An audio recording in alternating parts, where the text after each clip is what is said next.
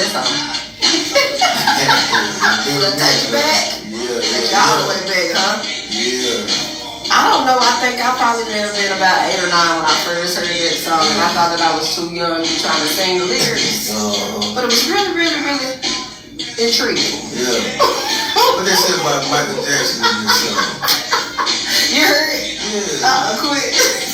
That song was room like it. Yep, pretty much. Pretty much. Y'all come on and get in this room. It is Rumors Has It with Shy Show. We got a phenomenal show, so come on in the room. Rumors Has It. It is Turn Up Thursday. Turn Up Thursday. We are on live with Mr. Daryl L. Davis. Y'all come on. We'll give y'all a few more minutes to get in the room before we get started.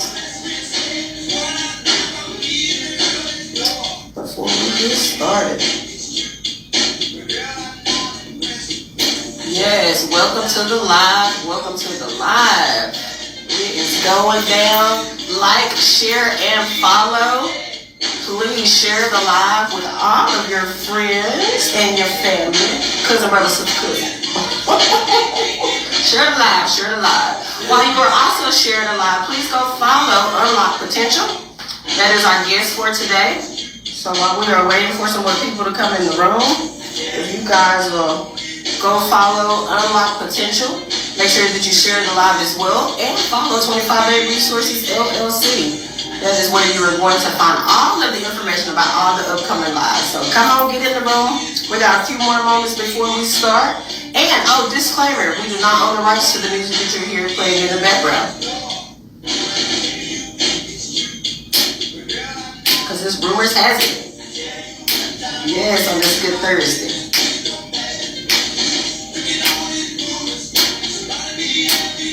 We're going to debunk some rumors today. I'll set some facts straight today. Y'all just come on in. Mr. Davis.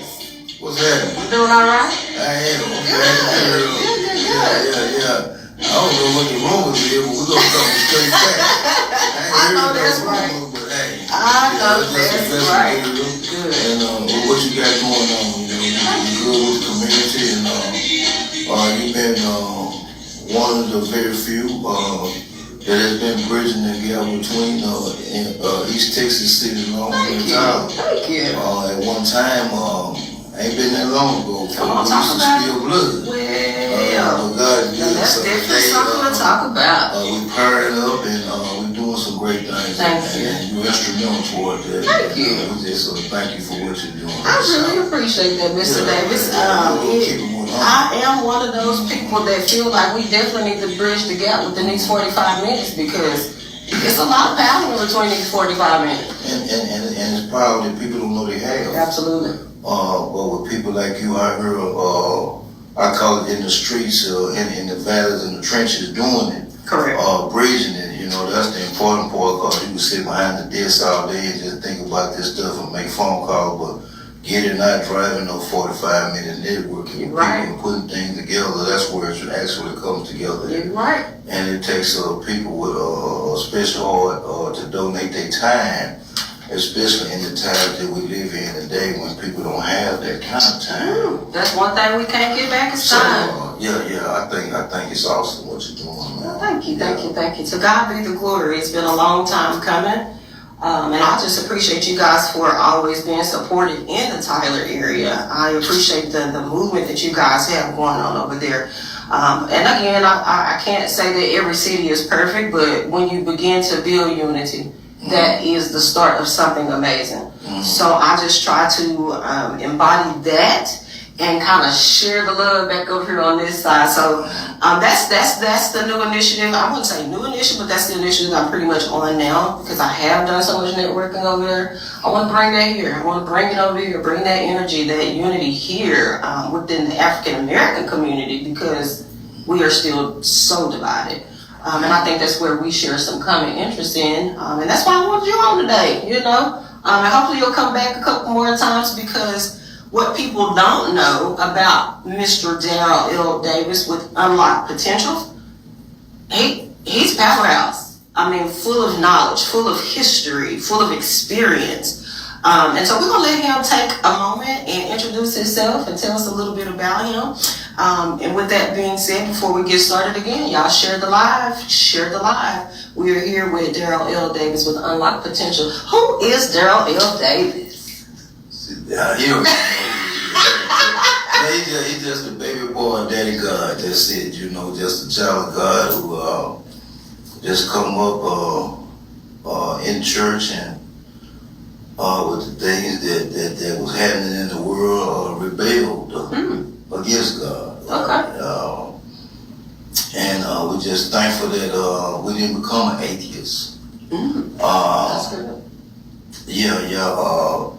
What we don't realize as people is that most atheists, if not all of them, were once believers. I believe that.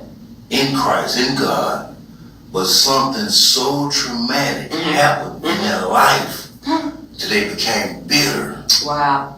and angry with God. See, we as people think that we can serve God, but we can't serve God. Not too masters. Right? The thing is that we often want to be politically correct. God don't want everybody. You telling me? Right? So, and that's where we miss it at. Correct. That we said, and they sang songs like 99 and a half, but I want to be 100. How can you be 100 when you stuck at 37%? That means you'll never be fulfilled with what you have. The word of God says that Jesus said, all that you have given me in my hand, I have lost none, except for the son of perdition. It didn't say you gave me the whole world in my hand, right? And all the people that God gave in the hand of Jesus were dysfunctional people. And the Bible calls us peculiar. Murderers, whores, thieves, people that was castaways, right? That people looked down on, was the people that God placed in the hands of Jesus. The Bible says, "Can't no man come to the Father unless he's drawn to him." So no matter what I put in my mind that if God doesn't want me, there's no way that I can even entertain the thought of God. And we have been lied to traditionally so long that it has become a norm now. And the God that people serve today, I like the way you put they don't reverence the God they serve today. I like the way you put that. So that's what we had with that. But God is real. He is real. And once you know that you are chosen, not called, but chosen, then you begin to see things differently. You begin to see that whether you 10%, 30%, 90%, it don't make no difference because you made whole in Christ, right? And Paul said that when I want to do right, I don't. The thing that I hate to, that's what I do. Right? And it all boils down to the flesh. I mean, and the only way that we can be able to control our flesh is through the righteousness of Christ. Right? And I have a show, I used to talk a little more about it on the show, but I kind of pulled back a little bit. It was called the Daryl L. Davis 2719 show, where we talk about real bullshit. Go follow. And YouTube. When you say bullshit, people think that when you following Christ, that you don't say bad words. Come on and be for real today. You don't do this here. You don't do that there. We're holier than thou. But that's all bullshit. And this is not that show today. But we point out other people's faults that's in the open to keep ours covered up. Because we all doing the same thing. We all under the same flesh. We all controlled by the same enemy. You're right. Right? So, or influenced anyway, for sure. If I'm lying and you cussing, what's the difference?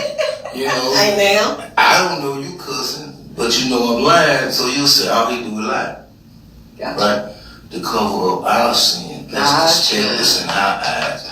And we as people like continue to hide our sins. We don't like being truthful with people because we want to spur feelings. And that's why our children are in the place that they're in today. Because there's no chastising, there's no discipline in there, there's no Christ and there's no God. No matter how you go to church, preachers today always preach prosperity. Yeah. When half the church can't pay their light bill. Do you consider yourself a man of God that maybe has a call to preach? I am a God.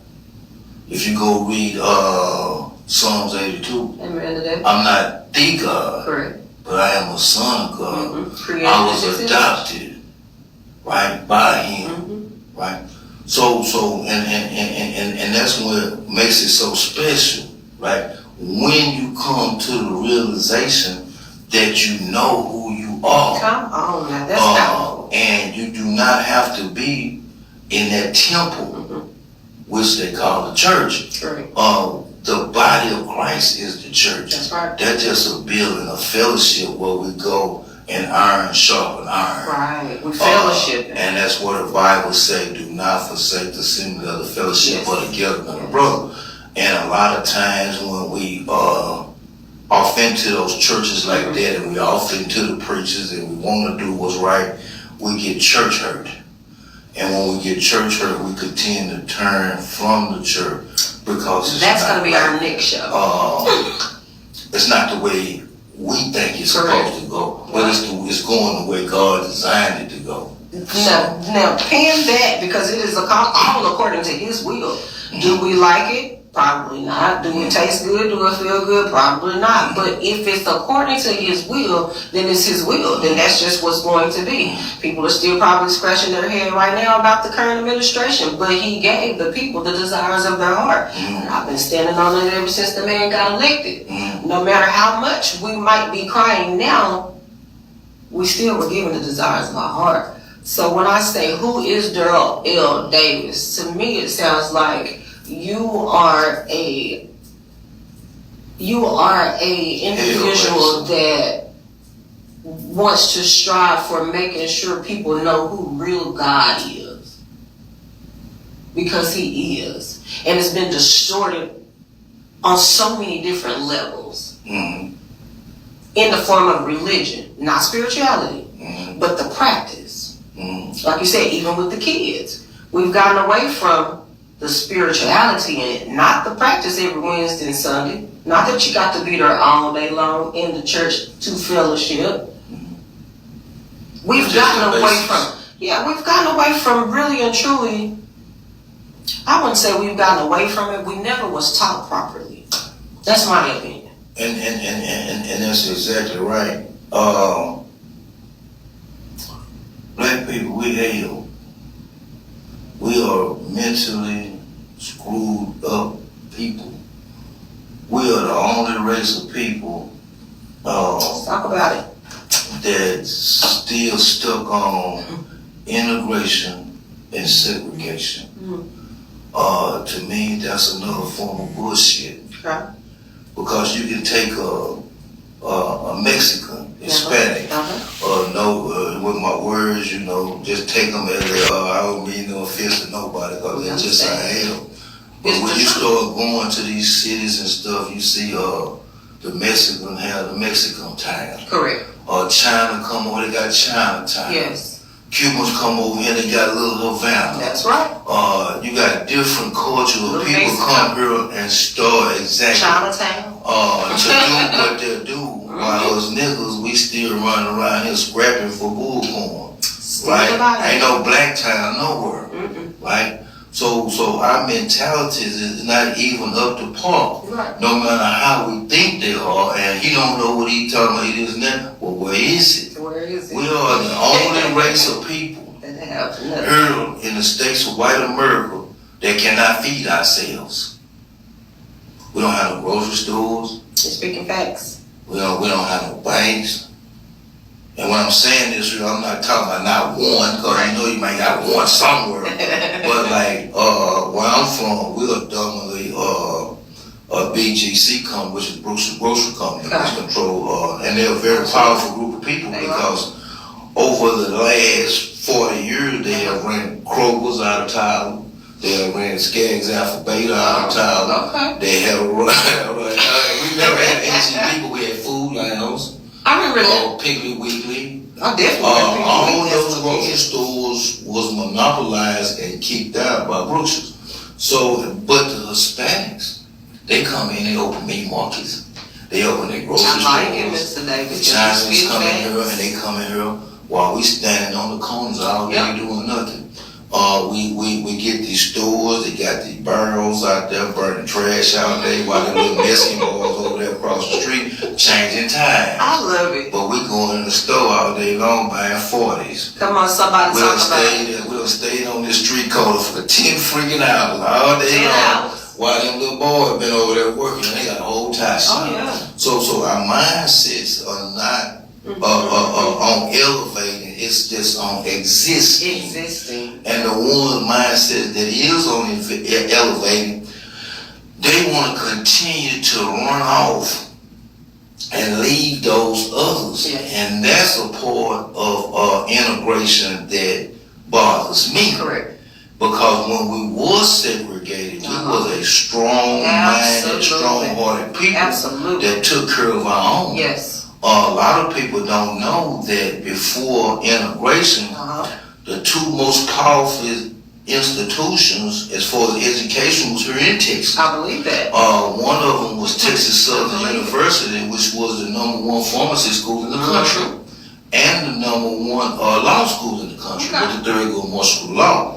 Prairie View A&M University, which may be about 40 miles north of there, was the #1 engineering school in the country. Really? And the #1 nursing school in the I country. didn't know that. And when they got to pulling, integrating, they went to pulling all the smart blacks out and putting them in the Michigans and the Ohio States and the Princeton, all. And then we got beside ourselves and we started to leave even family members behind that wasn't moving fast enough to keep along with us. And now the ghettos is just what they are, it's filth. I was talking to my mom about it probably, I think at the end of the year last year. We were just having a conversation, and I think it was after I met you, and I was just listening to your story and just listening to the expertise that you do have in reference to the laws and the history of that. And I didn't know that, I honestly did not know that segregation was a choice. I didn't know everybody didn't want to go. But that's what my mom had to explain to me, because I asked her. I was like, well, Mom, what was going on at that time? Did y'all want to be segregated? Were y'all forced? And she said, no, they didn't want to be. They were fine, like you said, at the all-black schools, everybody united, take care of one another. But then when they became segregated, then that's when the racism starts. You know what I'm saying? The ridicule, the lack of self-esteem, because they turn them down because they really don't want you in there, so they're being mean to you. So that really takes a whole nother turn mentally, right? That turns into a whole nother other level of different things that we are internally dealing with, but nobody's addressing. That could be the very root right there. When they got over there into those segregated schools and were, you probably had some white people that were good to black people, but then how much is that? 2%, maybe 1%? Because other than that, they didn't want us over there either. So to know that we were forced, or our forefathers, grandmother, grandparents were forced to segregate, I don't think I would have, maybe probably, if I was as radical, or not, I shouldn't say radical because I don't want to use that word. I think if I was just as opinionated as I am and as firm with my boundaries, back then I probably would have been gone. If I still had the same continence, you know what I'm saying? Where it's hard for me to take no sometimes. Okay. Especially if you're not being done right. And that's okay. You have a right to be, to stand up for yourself.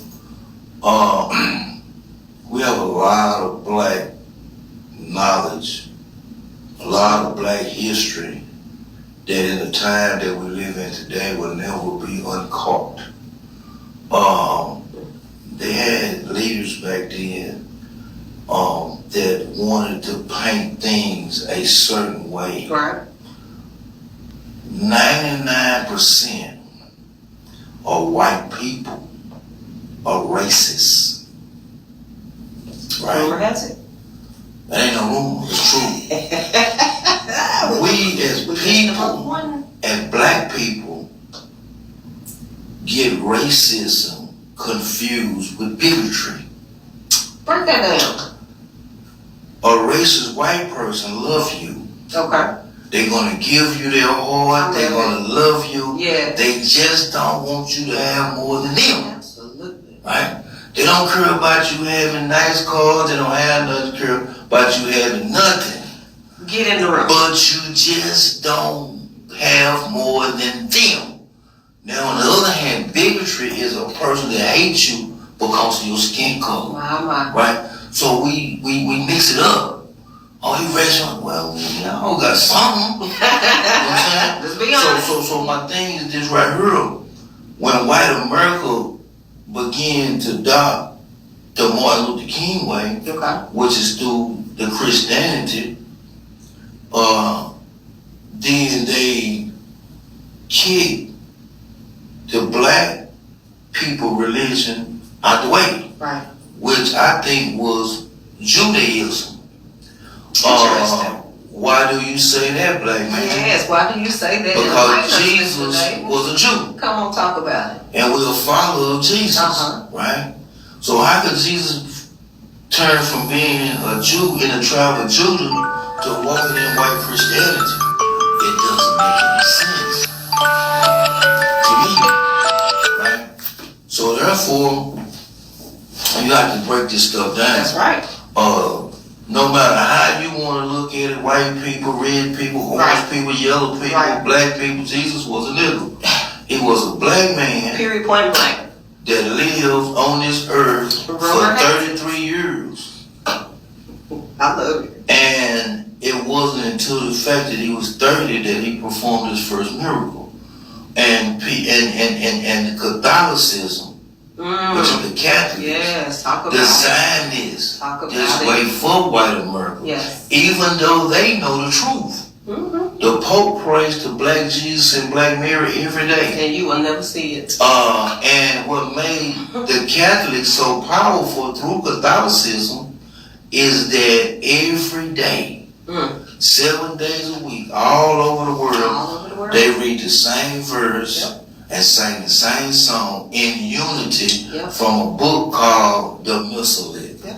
Right? That's how they become unified to whitewash or to brainwash what they allowed to take place in this world. Right? Because this is all over the globe. Absolutely. And when it comes down to white people that's in the States of America, they always say America. Well, the whole world is America. You got Central America, you got South America, you got North America, it's America, right? But we're just here in the States of America, where racism was at its fullness, right? And nobody wanted to go in and eat shit sandwiches and drink piss. And our forefathers and mothers had to do this here. When they would go in there to make those white people serve them at these bars and stuff, who to say what came out from behind that counter to them people, right? And they was forcing us to do this here, for this here. Wow. So the white man knew that, and the bigotry, knew that those people are special people and people of power. Gotcha. They got all the knowledge. So okay, this integration thing might not be so bad. So we'll bring them over here to us. They don't have no money, but they got all the ideas that we can use to make a better way of America, right? And that's where we lose out at. And the farther we progress in time, the weaker our mind gets as people, and our history get lost, and we become fools to the way of where we're going. And the more that we are not present in knowing our state representatives, knowing how to go in and fight for the laws that they are secretly, or you know what I'm saying, maybe not giving so much awareness to, that we don't really be knowing what's going on the backside. Just the mere fact that still you being that point of contact that can give more of that information and encourage us to be more united and want to know. That right there is inspiring to me, especially coming from a middle-aged African-American man. What inspired you? I'm a black American. You're a black American. I never been to Africa, don't know nothing about nobody in Africa. Gotcha. I'm a black man here in the States of white America. African American, that is a term of being politically correct. True. African American is somebody like Akeem Olajuwon. Because it was named after somebody. No, Akeem Olajuwon was an African that migrated to America and became American. No, I'm saying as far as the actual naming of Africa is a person. Is that why you're saying that? No, it's because it has nothing. I never been to Africa. Gotcha. I have no African ties. Gotcha. Right? So how can you say I'm an African American? You don't call yourself a European American. You're right. Rumor has it. I ain't debunking it all. Mexican don't call themselves Mexican. But we learning something, and that is something that we do have to learn to change the way we think, the way we talk. Because if not, we still repeat the same thing over and over and over again. I was kind of having something similar conversation with my daughter last night. Excuse me. And my spouse in reference to the distortion, again, the distortion of the word and the religious practice, the brainwashing, that's cool. the loss in the sauce, not getting all the information which was intentional, as you just said, through the Catholic. Yeah, it was intentional. We had all of the skills. They already knew what we were capable of doing before we were in captivity, so why not go get these people? But back to the black man. The black man. So I'll digress on that. Is the strongest individual that was ever created on the planet Earth. I like that opinion. Muscle-wise, Okay. but not mentally. Mentally, the strongest woman that was made was a black woman. Okay. The black woman is the mother of the earth. Gotcha. And white society taught us how to mistreat her, Absolutely. to belittle her, to strip her away from her being, to strip her away from her power. Jesus Christ was the strongest black man that ever walked this earth. You're absolutely right. But in my mind, the strongest black woman that ever walked the earth was Harriet Tubman. Harriet Tubman did so much more than was ever taught. People don't know that Harriet Tubman was in the military and led the soldiers and won, right? But not only that, she freed a lot of black men that didn't want to be free. But she had to even pull her pistol on. Yeah. Right in the middle of her husband divorcing her. Wow. So you can imagine how her heart was tore out of her chest, and she was still caring about her people. You know what I've noticed though is out of heartbreak, out of personal calamity, out of personal life challenges, God does amazing things with people out of pain. Every entrepreneur that I come into contact with, I ask them, what led you down that path? And it was a heartbreak. It was a loss of life. It was a loss of a family member. Something hurtful brings out something beautiful. Well, you have to look at Meshach, Reshach, and Abednego. Okay. You have to look at Joseph. Absolutely. What about Daniel and the lions? Yes. So, and that's another misperception that we think about God, that we have to be pretty, nice clothes, or smart. Know the whole Bible. But God never used too many people that was good to do nothing. Right. God used people that was ratchet, tore up from what they say the flow of, robbers, thieves, crooks. Those are the people that God used, and He started not only with the man that He created, which was Adam, denying Him and lying, but he also used Moses to lead the children of Israel to the promised land as a murderer of the Egyptian. And Moses couldn't even talk, right? Saul of Tarsus Talk about it. was in prison when he wrote 13 books of the New Testament and possibly more. Yes. Peter was in prison. Come on. That Bible was written by convicts. Absolutely. But that preacher is not going to tell you that. Never. At least not gonna paint that picture. And when we come up in there, then this is a rumor that the white man wrote that Bible. That's a lie from a piece of hell. We're gonna talk about it. Because if a white man wrote that Bible, it would be in there that Jesus was a nigga. Right? You might lose some gifts right here. Help us But it's today. in there in Revelations where it says that he had skin burnt like in a fiery furnace. Absolutely. It said it had eyes of flaming fire. That's right. Hair white as wool. This doesn't describe a white guy, a Caucasian guy, a European. This only describes what? Okay, now, Us. if he, also we can go over in Ephesians where it says that God would take the foolish things of the world to put to shame the wise. Come on. Well, the white man think he the wisest man ever lived. That wouldn't have been in there. But when they find out that they cannot do away with the word of God, they begin to insert pictures. Yes. Because you couldn't read, but you could see. Come on. Right? So when you would see Break these that white down. pictures in here, Break it then down. all the time they shaping your mind Yes. to this whiteness. That's They it. whitewashing, not brown. They whitewashing these people. And not to mention Right. the fear that's inflicted on the men and the women and the kids. What if they were whipping them or stripping them down in front of one another, making them a mockery of what that? Then that puts fear in the next people that's standing behind them. That's how they took our dominion from us. They whipped it up out of us. And Right. you have black people today is scared to stand up and speak for themselves for fear of retaliation. You right. Retaliation from what? When are you going to grow up to take control of a situation that you can? We don't know that we can. That's But powerful. we take control of foolishness, Absolutely. right? We take control of somebody else's business. You right. But we don't take control of the things that we need to take control of.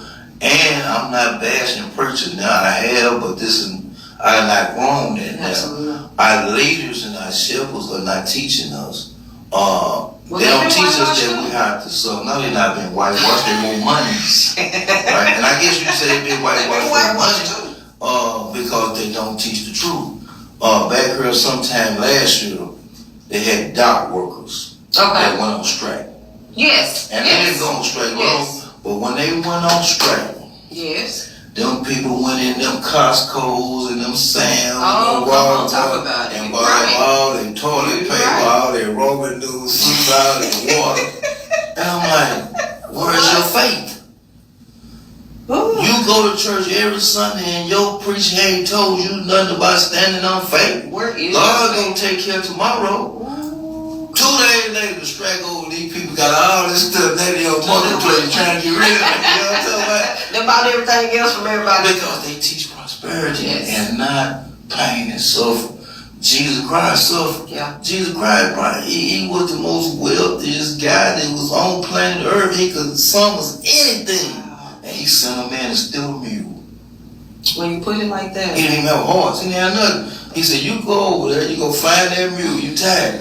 He said, you go get it, bring it back to me. And if anybody asks you where you going with it, you tell them you bring it to me. Wow. Right? So we so caught up in to think that we're arrived that we want the best of everything because that satisfies the pleasure of being what they call a Negro, but I call it being a nigger. Right? We have to have the designer clothes. Yeah. We have to have the best of this world. Yeah. You know, I also talk to you all the time about the drop top business. What I need a business for? I'm trying to tell you, You know, no, just- don't need no business. Yeah, you do, but I'm gonna give you one. But anyway, that's in order to establish some kind of Clout. in society, Yes. right? The To make statue. the person feel good about themselves, because they Billy ain't gonna do nothing to work me to death for somebody get close to it, hit my car, Okay. and it's gonna take me the same place to kill. Can you get away from a car? You gonna be parking way down at the end of the parking lot because you don't want nobody to beat you up. So you know, a little girl asked me one day. She said, "Mr. Major." I said, "Yeah." She said, I said, "What's funny?" She said, "You got that Uspel song." I said, "Uspels?" What is that? I said, "What was that?" She Oh, said, I "You got think that about fake polo." I said, "Fake polo?" I said, "This been around since 1800. Okay. She said, "That's fake." I said, That No. I said, "What you got is fake." Mhm. I said, "Which one is original? The one that comes first or the one that comes second?" I said, "The about it. polo that you wear is a model. Talk about The it. real polo is a sport." Talk about Right? it. So our minds have been conditioned to think that if we don't have the Yes. top of the line, then we can't fit in. Yes. It's ironic you even saying that, not to cut you off, but I'm telling you, my kids, like, they wouldn't even wear the stuff because I bought it. I'm not knowing no different, but they said they was gonna get talked about if they wore it to school. And that's the same, and they do, right? And they begin to get bullied and stuff like that, right? So our whole concept of mind, Yeah. of our minds have been destroyed. Yeah. And I'm pretty sure you have people or some of your audience out there and your kids that probably don't agree, but hey, I don't know. It's rumor has it with Shy Shaw. We checking in with Mr. Darrell Davis. He is here, and it's a conversation that has been needed to have been had. It's a point of view that you need to hear. Not everybody believes and thinks the same, and it doesn't mean that it's wrong either. But that's why we're here with rumor has it, because we're either gonna debunk it, we're gonna tell the truth over here on this side. You know, we're not doing a whole bunch of sugarcoating no more, because for what? We have been sugarcoating and been sugarcoating for too long. Like, it's time up. It really, really is. It's time to be honest about who you are, where you've been, and where you come from. Like, share the live, go follow Darrell L. Davis and Unlock Potential, that is his nonprofit. And please, again, like and share 25-day resources so that you can stay tuned for the next guest. If you just joined, once again, it is Rumor Has It with Shy Shaw, and we are here with Mr. Darrell L. Davis, and he is talking about the black man and religion.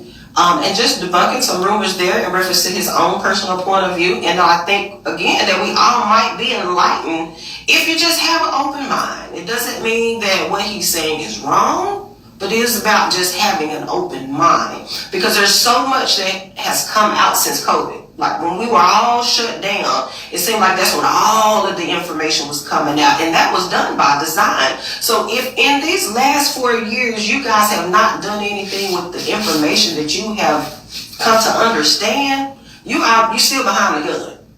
All that we learned during that shutdown time, we're supposed to be applying that right now. That's my opinion. Because it was a lot that came out at that time, and to really debunk a lot of rumors, whether if it been about our spirituality, if it been about not recognizing ourselves as African Americans and just identifying ourselves as black people. You understand what I'm saying? A lot of that came out during that time. We've had time to absorb and learn. We should be applying. We should, like you said, we shouldn't be still segregated. We shouldn't still be arguing with one another about that around the corner that really don't have nothing to do with us.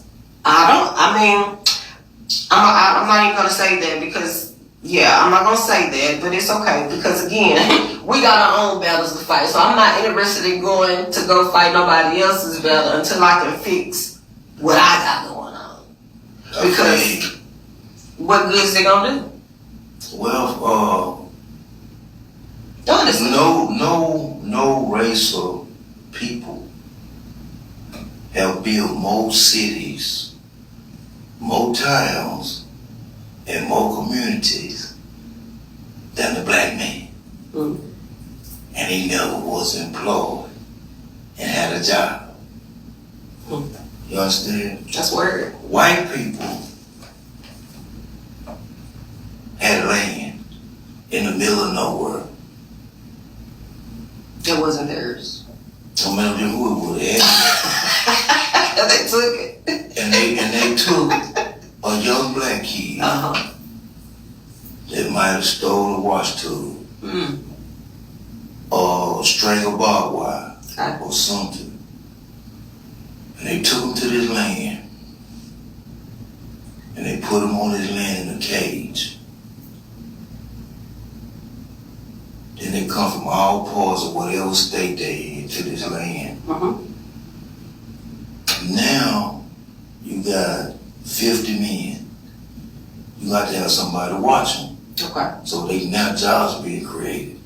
Now they're going to put a gas station in this little town. Gotcha. Now, we're going to put some more of them down there, and we're going to have to open up us a store. You on the We're going to put some more down there, and before you know it, you got a whole freaking community that these young black kids have built from the criminal justice system. They didn't even know what was even going on. Now you got Walmarts in these towns.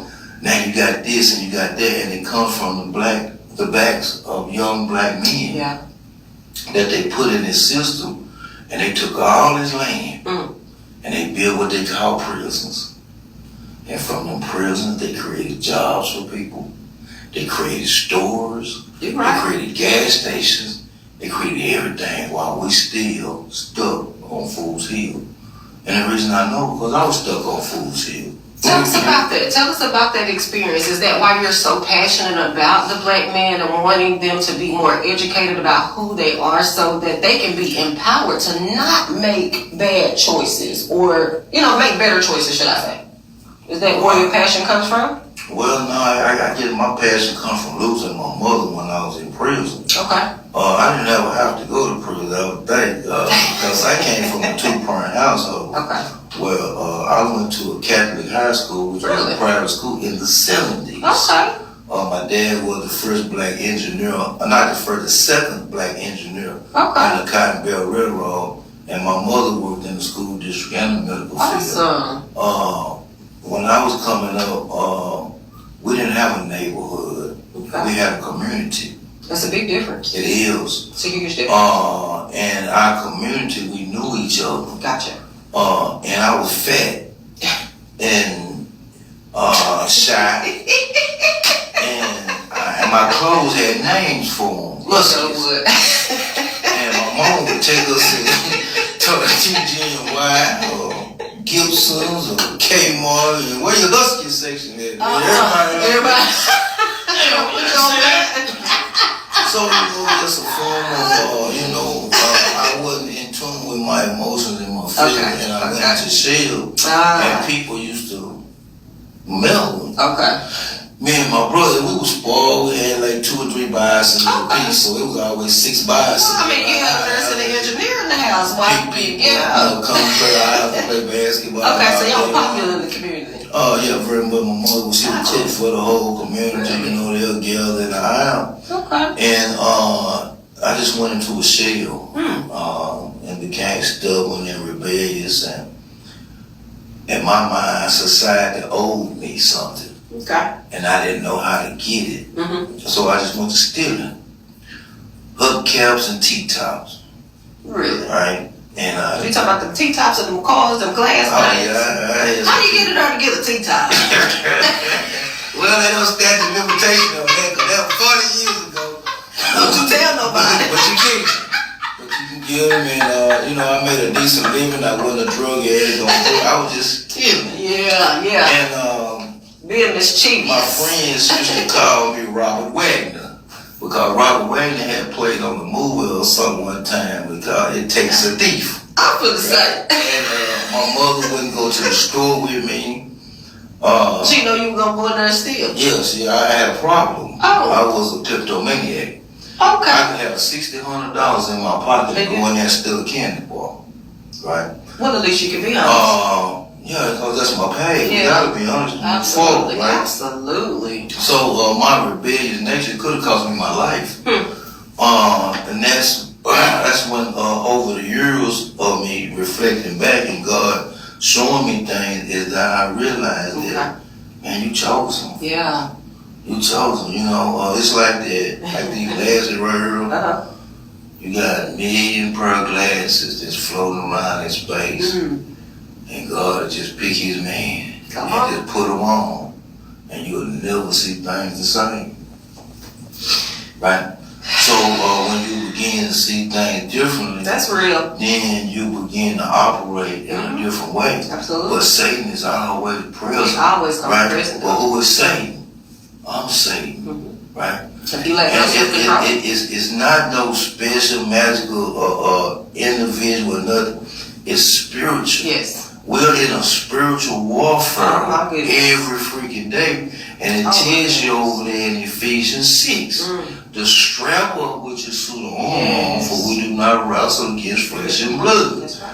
And when we don't know this thing, how can we defeat what we don't know? Because you don't have your armor on. And it's all spiritual. So they got us in our mind that the money man or what gonna come and gonna tell you something. You can't fix Rumor has it. what you don't believe is you. Absolutely. Right? So I'm the devil, Uh-huh. right? I'm the one that's able to allow different spirits to You're right. lead me through If you different want to be, if places. you be honest, absolutely. So I have to find out why you doing that. You say you don't want to. Look help on check me. theyself. Your flesh is the most powerful thing in life, and you have to kill it daily, right? In order to progress in life. And people, they find people that can't kill their flesh and they do this work. And they'll help them cover up certain things, right? Just to, move forward, but that's not how We call it imposter syndrome in the business world. Right, there's plenty of it, especially in these days and time. Yeah. But, my rebellious nature stealing and going on. And Miami people, I didn't start none of this in behavior until after I had graduated high school. Okay. Once I graduated high school, I felt that I was wrong, right? But my daddy put me in a reality check real fast, I'm right? sure. He said that, you think you grown, get up out of here. Oh, that's what man up in there. What That's you me. Did you go get your own? Man, I went to college about 3 times. Oh, well, I feel so, us ladies, I never made it up out of the first. us ladies, that they told us to get out, we were going to go get somewhere to go. I was stuck Okay. on Fool's Hill, right? Okay. I had a friend that we all went to school together. Okay. My dad was at the table one day eating, Mm-hmm. and he come in, hey, look how married, what's up? He said, man, we on our way. I said, on our way where? He said, we're going to the Air Force. I just signed us up on the book. really? I said, you what? I said, I ain't going to the Air Force. My dad said, you going somewhere? I'm going to Atlanta, right? But I ain't no Air Force. I'm going to TJC in the morning. Wow. What was your first job? Oh no, I had some good jobs. Man, I worked at Tyler Pike. Okay. I worked at, I was a telephone company operator for Southwestern Bay. Really? Switchboard. Really? I worked at I worked at UPS, but I wouldn't work. Okay. You just I had about 15, 20 years, just. It sounds like you might have been a little spoiled. Very much. I still hate punching clocks. Okay. You ain't by yourself on that one. So, I don't want to be caught up in nobody's system, right? So whatsoever. I just lost, just doing stuff had no business. So it I always had been a way to make money financial, right. whether it was illegal or legal. Okay. I never sold drugs. I couldn't sell drugs. They say I look like the police. Where you come from? And I'm like, well, a lot of really messing with you like that now. Okay. Everywhere I go, it's just the aura Okay. that reeks from Your me. light. Your light shine. That people are afraid of me. I'm dealing with a situation now where some girl says she's scared of me. Really? Well, the police scared of me. I told her, you scared of me, because if you weren't scared of me, you came and said something to me. Wow. Right? So it's the power that a person possesses that they don't even know they possess. Everywhere I go, people just watching and looking, and it used to do something to me. Okay. Until I find out, man, I guess you got something that they just interested in, and if they watching, they gotta tell what you're doing, so you ain't doing nothing, gonna tell the truth, right? And it's not something that I asked for. Correct. Right? It was something that was given to me. Satan had been trying to kill me since I was in my mother's womb. From a home in Omaha, Nebraska. Really? When we go up north, all the houses is straight up. Correct. They are. Meaning they got basements and stuff like that. But when you come down here north, everything is spread out, right? So my daddy, I guess he thought he was an old pimp or something, and he was running with my uncle at that time. My uncle was notorious; he was kingpin, and they was in Omaha, Nebraska, shooting dice in the basement, and my mother was upstairs with the rest of the women, and gunshots rung out in the basement. Oh wow! And they went to shooting, and bullets went to going through the floor, right? And bullets just missed my mother. Oh wow! So my mother opened that door. She said, and she hollered down there and said, "Ernest, baby, you alright?" He said, "Yeah, when I get up there, we're leaving, we're never coming back." And they were just visiting. Well, yeah, they were just visiting. They still there. They were fighting. My dad would follow my uncle. He was sorry, he wouldn't work, right? He would get a job selling insurance, and he worked at this job, he quit and this and that. And back then, black women was black women.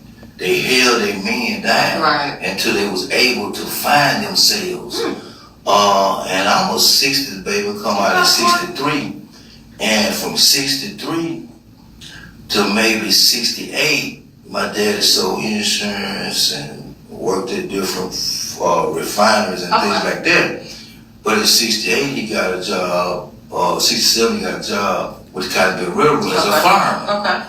And one of his mentors was the late Bobby Ray Guthrie Sr., who was the first black engineer on the Cottonville Railroad. And when my dad got promoted from fireman, which was the man that ride beside the engineer in the locomotive, things began to process, but my mother hung with him until he was able to find himself. But Satan was trying to take me out then. And I guess about 65, when I was 2, I waddled out the house behind my grandfather, and he ran over me with a 56 Chevrolet pickup truck that was all iron, right? You ain't break nothing? No, it hit hard. But you know, another thing is that goes to show you that grace and covenant. I had chains that run off of motorcycles when I'm running 160 out there on I-20, and it just come to a stop. The chain didn't get caught up in the wheel. I had an alcoholic black eye going to Houston. I don't know nothing about no bar. I got a black eye. I just get drunk and driving down 155. When I wake up, I'm in my bed in Houston. It's like the angels just pick me up and carry me. So yeah, Satan had been after me for a long time. Done almost 20 years in prison for a crime that never happened due to hard-headed and disobedient. It hurt my daddy so bad that he didn't come visit me. Really? Not one time when I was in prison. When I was in prison. So when you went to prison, did you begin to learn more about your relationship with God and identify it then, or did you already know to a certain extent that you were chosen? I didn't know that I was chosen as a kid coming up, but other people did. Gotcha. Right? As they say that people see something in you that you don't see, and they say, man, something about that dude. And it's still today, man. Look at his eyes. His eyes like, Yeah. So, I like that. they made me say Easter speeches from the time that I could talk. Really? When they found out that I could say Happy Easter, it was over with. And I guess I might have been right at a year.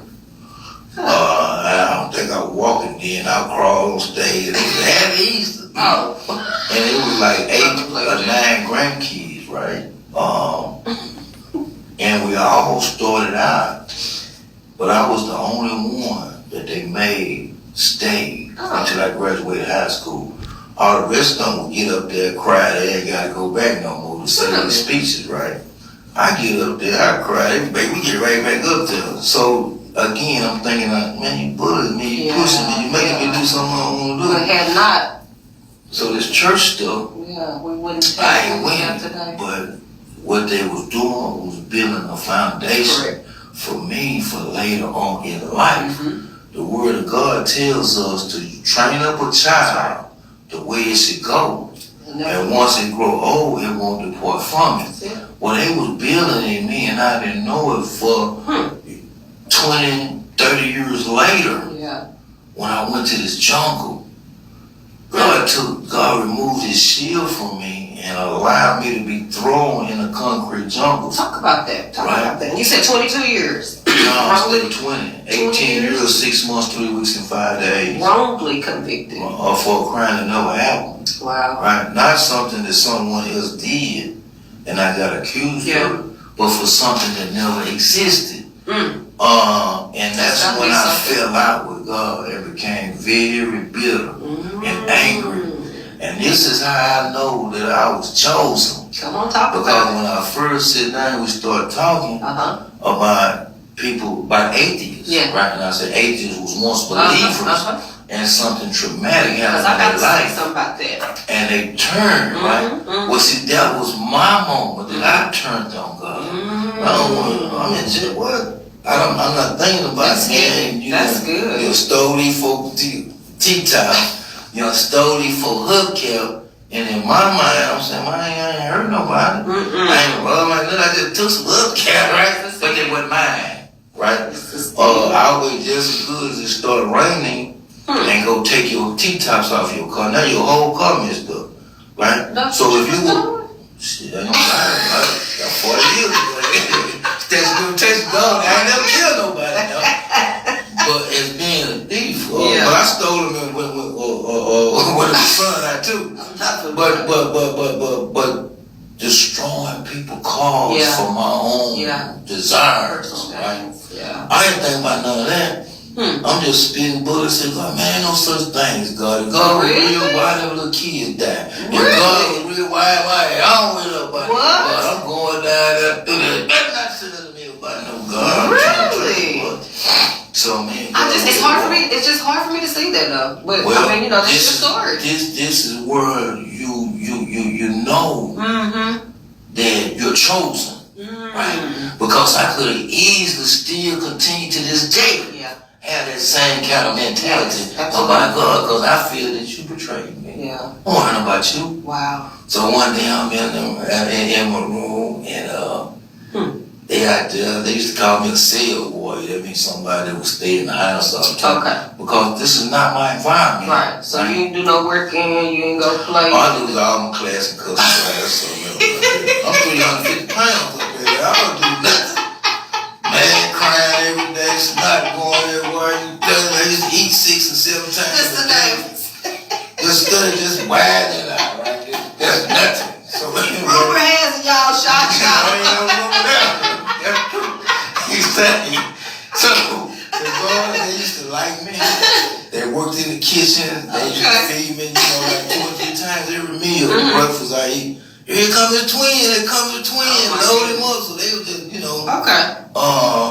God was here giving Still me faithful. favor. Still faithful. Still Yeah. situation, Come right? on. And I'm just mad, just fed walking around going on. And God just steady blessed me and I'm not doing it. So one time, man, you going mad going to church, don't ask me no more. Man, I got it. So one day I'm laying up in my bum, thinking about something. And I heard this sign, right? And it said, look at you over there. Just, I said, hey man, who come to this door? And you tripping. And I tell Listen. ain't nobody to the door. So I go in there. I lay in that bed again. I think this is, I get locked up in 96. Okay. Police never take me to jail. Okay.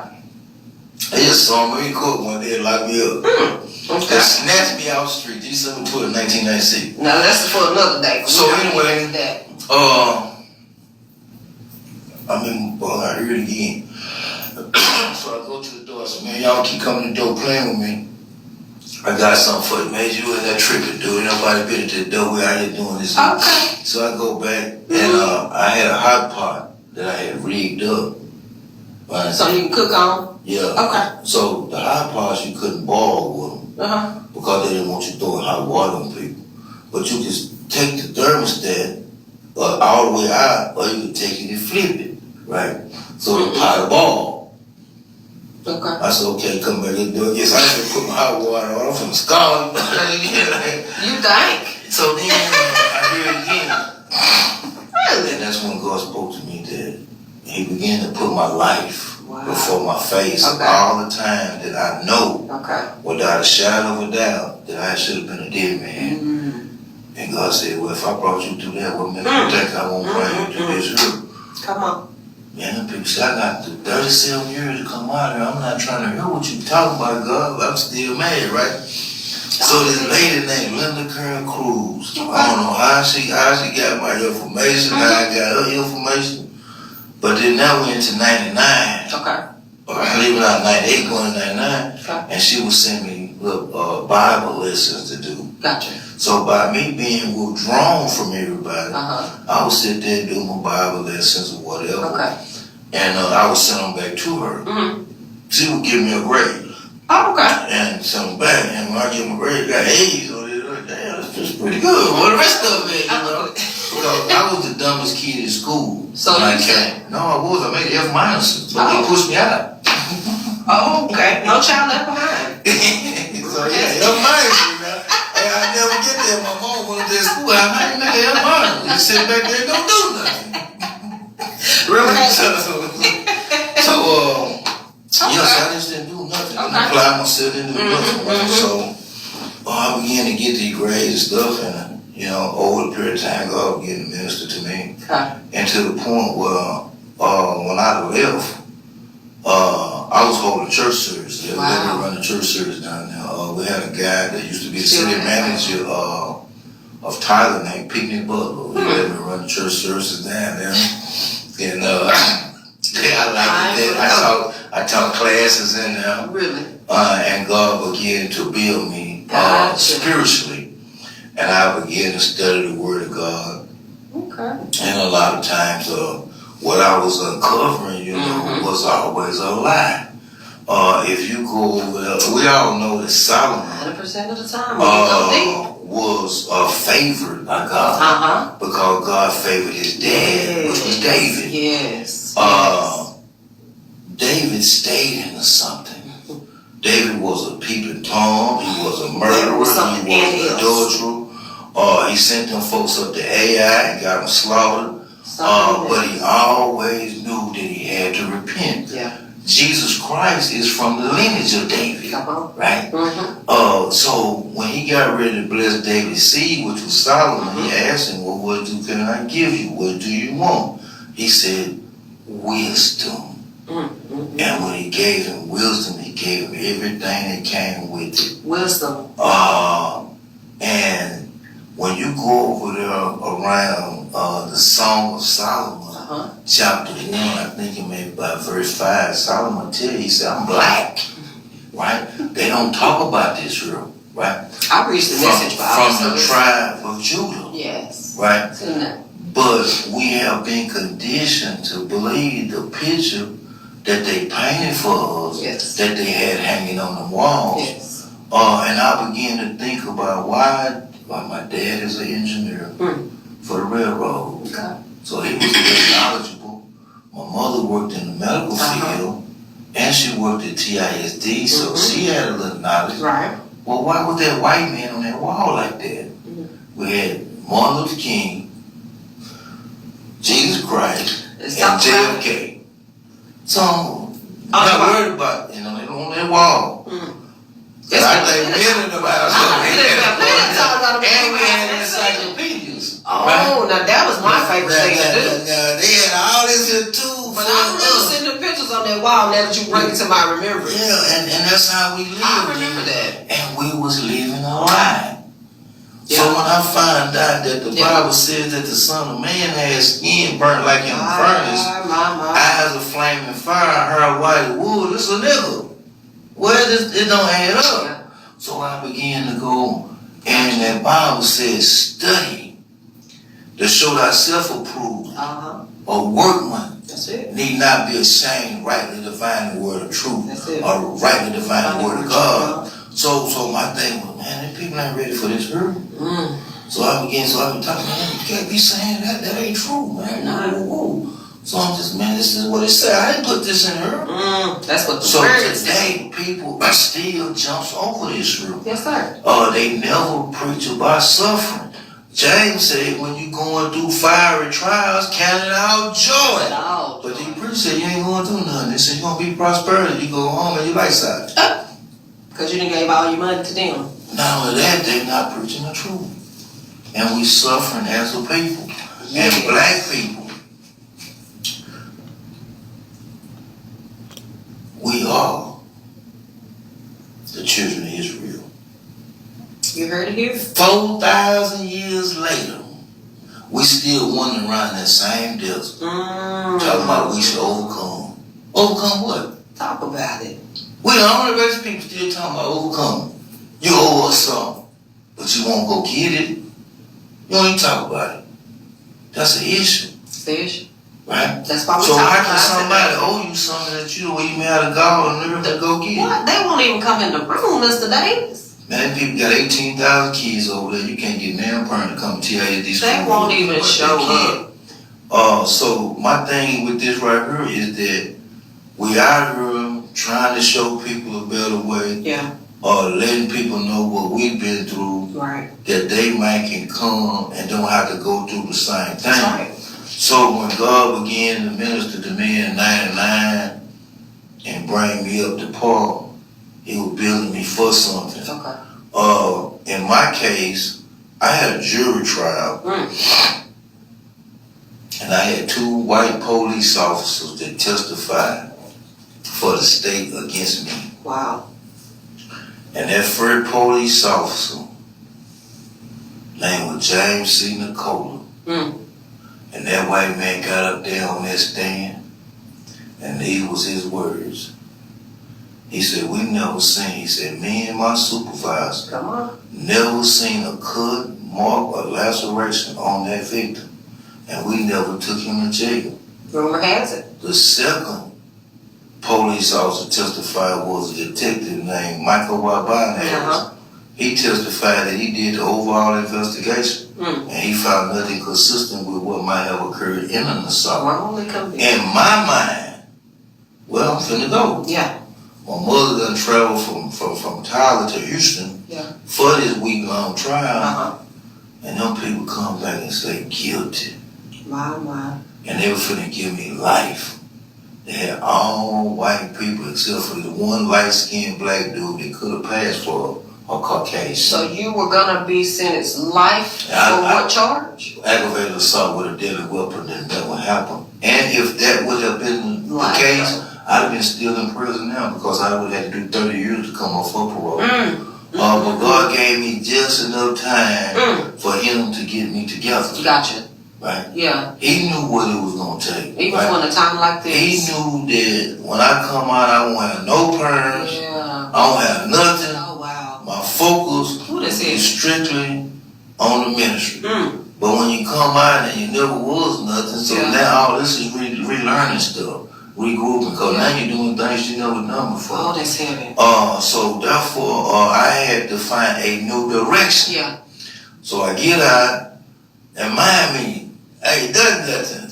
But the first time in my life, I witnessed white people that didn't believe what the police said. Right? Usually, white people are going to take the words of the police. Okay. So I'm mad now. I told y'all spit bullet today. You still got me down. Ain't no God. Oh, for all that time and you ain't done nothing. And I was strong. And God had me strong because I never participated in homosexuality. I never got no tattoos. Come on, talk and I about never became a gang member. Yes. And when you think about that concrete jungle, that's the big 3. Yeah.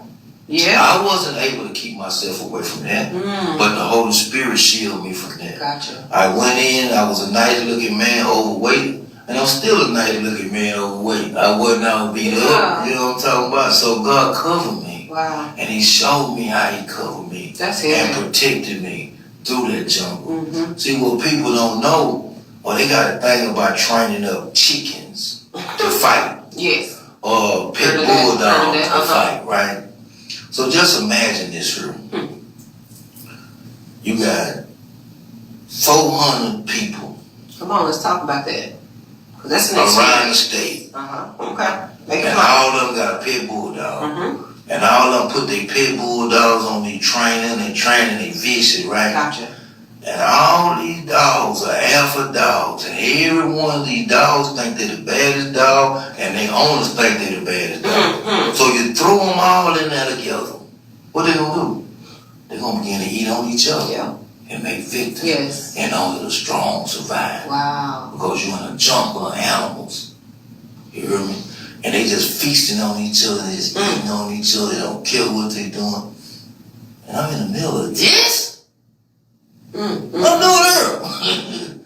Yeah, I had no upbringing like that. Yeah. But you're in the woods now. Yeah. They gonna eat you too, no? Yeah, nigga. I know that's right. Yeah, I ain't getting there where I fit So, in. you know, God carry me Oh, through, my. and I can't take no credit for none of that. And that That's goes a real back to testimony. know that you're chosen. Yeah. Cause even when you call, Yeah. the Bible said that they turn and walk no more. Many are called, Right. chosen, few are So chosen. he asked the 12, he asked the ones that were with him, y'all going too? And what Peter said, well, where should we go? And you hold the key to eternal life. So where am I gonna go? Right? This is Only good. with God is where I'm I gonna like that. go. So God, you know, he carried me on, and my test, my real test came in 2006. God began to put me through some tests. Were you still incarcerated in I was 2006? in 2006. I was just getting into the middle of it. My goodness. I wasn't going to come off for parole until 2015. And when I went in there, it was 1996. So how can you see this? I can't see this here. So I'm fighting every day trying to come Oh, up. Mr. Davis. That's a long time. So I used to be an SSI once I finally learned the ropes and got the game down and find out how to maneuver through the medical system. Quit. They gave me a job as an SSI. And it's only a fancy word for a janitor. Yes, You know, I'm a janitor now. So I'm pulling my mop bucket. I don't never put no water in my mop bucket. I always just put my mop and I go around a different part and I'm collecting newspapers or certain magazines. But you're supposed to be mopping. Probably mopping, y'all ain't doing nothing back there. No, wait a minute. What is going on? Why? You know, So wait, so now you got the mop bucket, but what are you doing with the books? What are you saying? I'm going and reading. You taking the books instead of mopping? So I'm taking newspapers. Whatever kind of newspapers you got. Still going against the grain. Well, you know, hey. They used to call me Revenue Wrong in prison. Revenue Wrong down there. But the thing was, I was reading, I was educating myself. I needed the Austin American Station. I need to find out what's going on in government. I need the Title I Telegram because I need to find out what's going on back home. I need the Houston Chronicle because I have to stay on top of what's going on in H-Town, San Antonio Express. I got my essay Padres out there. You know, I'm just reading the newspaper. But that's good though. And that's how I found out my mother was attacked and robbed. Was through that newspaper. In the newspaper? Because they never told me. Really? Right? I get stacks of newspaper. But in 2006, Wow. a correction officer paid $3,000 to have me killed behind 2 ice cream sandwiches and 2 sodas that I didn't know nothing about, right? Yet again. So, yeah, that's God. Check on your life. So anyway, these gang members know it, man. It's amazing, man. They ain't do nothing with a law library, go to the chapel. Okay. I didn't know nothing about nothing. Okay, we're gonna do this here. So they tried to trick the officer and take the money. So they went to the administration and told the administration, man, to the administration, they don't even know my name, right? They only call me Major, Okay. right? So they said, man, Major got a hit on their life down there. Y'all need to go get him. Well, who was Major? Well, I don't know. The SSI down there on 3 bill. It's on 3 bill, yeah, man. Man, we're gonna hit him, man. You better go get him. Oh my. So the administration didn't move, right? They left me out there. They failed to protect me. So now they gang members, they got this man money. So they gotta act. Right? So I gotta do something. So now when they come to get me, which was a Saturday afternoon during count time, Like I said, I'm a big old dude. I'm up there on them stairs hitting that window, Yeah. trying to get little Corey's attention because as soon as the camp clear, I want to go get my hair cut. Oh, okay. Okay. Oh, it's Saturday evening, just try to get fresh and Really? for Saturday, whatever. Okay. I don't know. So, dude came up behind me and he hit me. And he hit me with a broom. When I gathered myself, I got 2 of them. And I'm beating them. 2 rooms? No, 2 dudes. Oh. 3 of them. Oh. One of them ran. Oh. So I heard the dude say, man, look at me, man. I ain't know that nigga had it like that big old nigga, man. He said, them gang members, that nigga whooping up there on the stairs, right? Man, I whooped them gang members, that man up there, yo, opened that door. And I got up out of there, right? But I don't know they gang members at the time, right? So now everything's in the uproar. Oh, wow. I said, man, these dude got the man, they go warriors, man. You see how that nigga did that? They knew they was gang members, but I don't know who they are. So out of all these gangs, you got the AB, the AC, the Tungos, all these different gangs, the Crips, the Bloods, the M, all these different gangs. Now they want to go whoop this gang because they weak. Oh. Y'all that ain't neutron. Oh. Beat y'all like this. By themselves. And it made them look bad. Really? So now they in their feelings, so now they really want to kill me. Oh, no. So Sunday came, I'm about it now. Well, I don't know what's going on. So I go back to work and I see one of them. So I went out there to him. I said, yo, what's up with this? So I went to grab him. And he's coming. And they hit me in my head with a weight. Oh, wow. Now I'm bleeding. I can't see nothing. So the one that I had, I grabbed it. And I went to bam his head with blood. And I'm just bam, I'm trying to kill him, really, right? And by God's grace, I did it. Like, for real, because there would have been another charge. It would have. And they locked me up. Yeah. And that's when things began to roll. Okay. And they said, So it's telling you the what was administration, man, they the ones that's now y'all did this, y'all put y'all hands on me. Wow. And the non-administration supposed to be getting you up out of here. And when I found out about it, I filed me what they call a Ku Klux Klan Act, which was in 1983. And of course, Judge Guthrie dismissed it, and her boss, Ron Clark out of Beaumont, dismissed it. But I went to the Fifth Circuit. Gotcha. And they reversed the case. And I went to trial, and the jury gave me $25,000. And that's what you were released to at the same time? No. They still kept you? They didn't ever give me no money. No, I'm saying, okay, so you didn't get the settlement and you wasn't released? I wasn't released. Remember when this happened in 2006? Right. When I finally got the trial in 2010. Okay. I didn't come off for parole till 2015. Right? So they told me that they was going to give me $7,000. They said, we're going to get, and I'm an inmate. And you've been there since 96? Since 96. 5 years from coming up for parole. We talking about the state of Texas. I don't know if I'm going to make parole. So I said, $7,000. I ain't got no money on my account. I said, but I tell you what, y'all keep that. Because if y'all fuck me, y'all want nothing. So I just let them have it. Right? Okay. But from 2006 when this happened, I didn't go to trial 2010. Okay. So now they moved me from the Terror Unit, which was like number 3 in the nation as the most deadliest prison in the United States of America, right? I went to like 4 or 5 of them that was in the top 11 of the most dangerous ones. You know, the most dangerous prisons that's in the United States of America are in Texas. And at that point, they probably considered you to be there. Yeah. And I was just a little fat kid that just stealing, right? So in 2007, when I changed units, they brought me closer to home in Tennessee Colony where I could get more visited with them. They wanted to pacify me again when they had messed up because the lawsuit hadn't went into effect. They didn't even know I was going to sue at that time. I was just writing the grievances. So in 2007, February, that's when I found out that my mother had got attacked and robbed in her garage. That's a hard way to find out. And she was losing her leg. She used to call down there on that radio show every Sunday evening and talk to us, right? I'm calling for my big baby girl. There's my baby. All y'all mama's baby. Mama love all y'all. Y'all can get out of here and do right. I love all y'all. And so do Mama Davis. So, you know, Mexican, white, black, they all fell in love with my mom. That's encouraging. Well, they would write her, and she would write them back. And for several weeks, she went missing. But remember, I was always collecting these newspapers. So I had a whole stack of them. So, and I was the leader of Church of Christ service. So I went and to put them on the table for the day room, because I didn't believe in doing them waiting on reading material. Okay. And I hadn't read them yet, but I knew I was going to get some more Monday. Gotcha. So I wanted to put them out there. So I went to head out that door, and the Holy Spirit said, "Now, don't throw the newspapers away.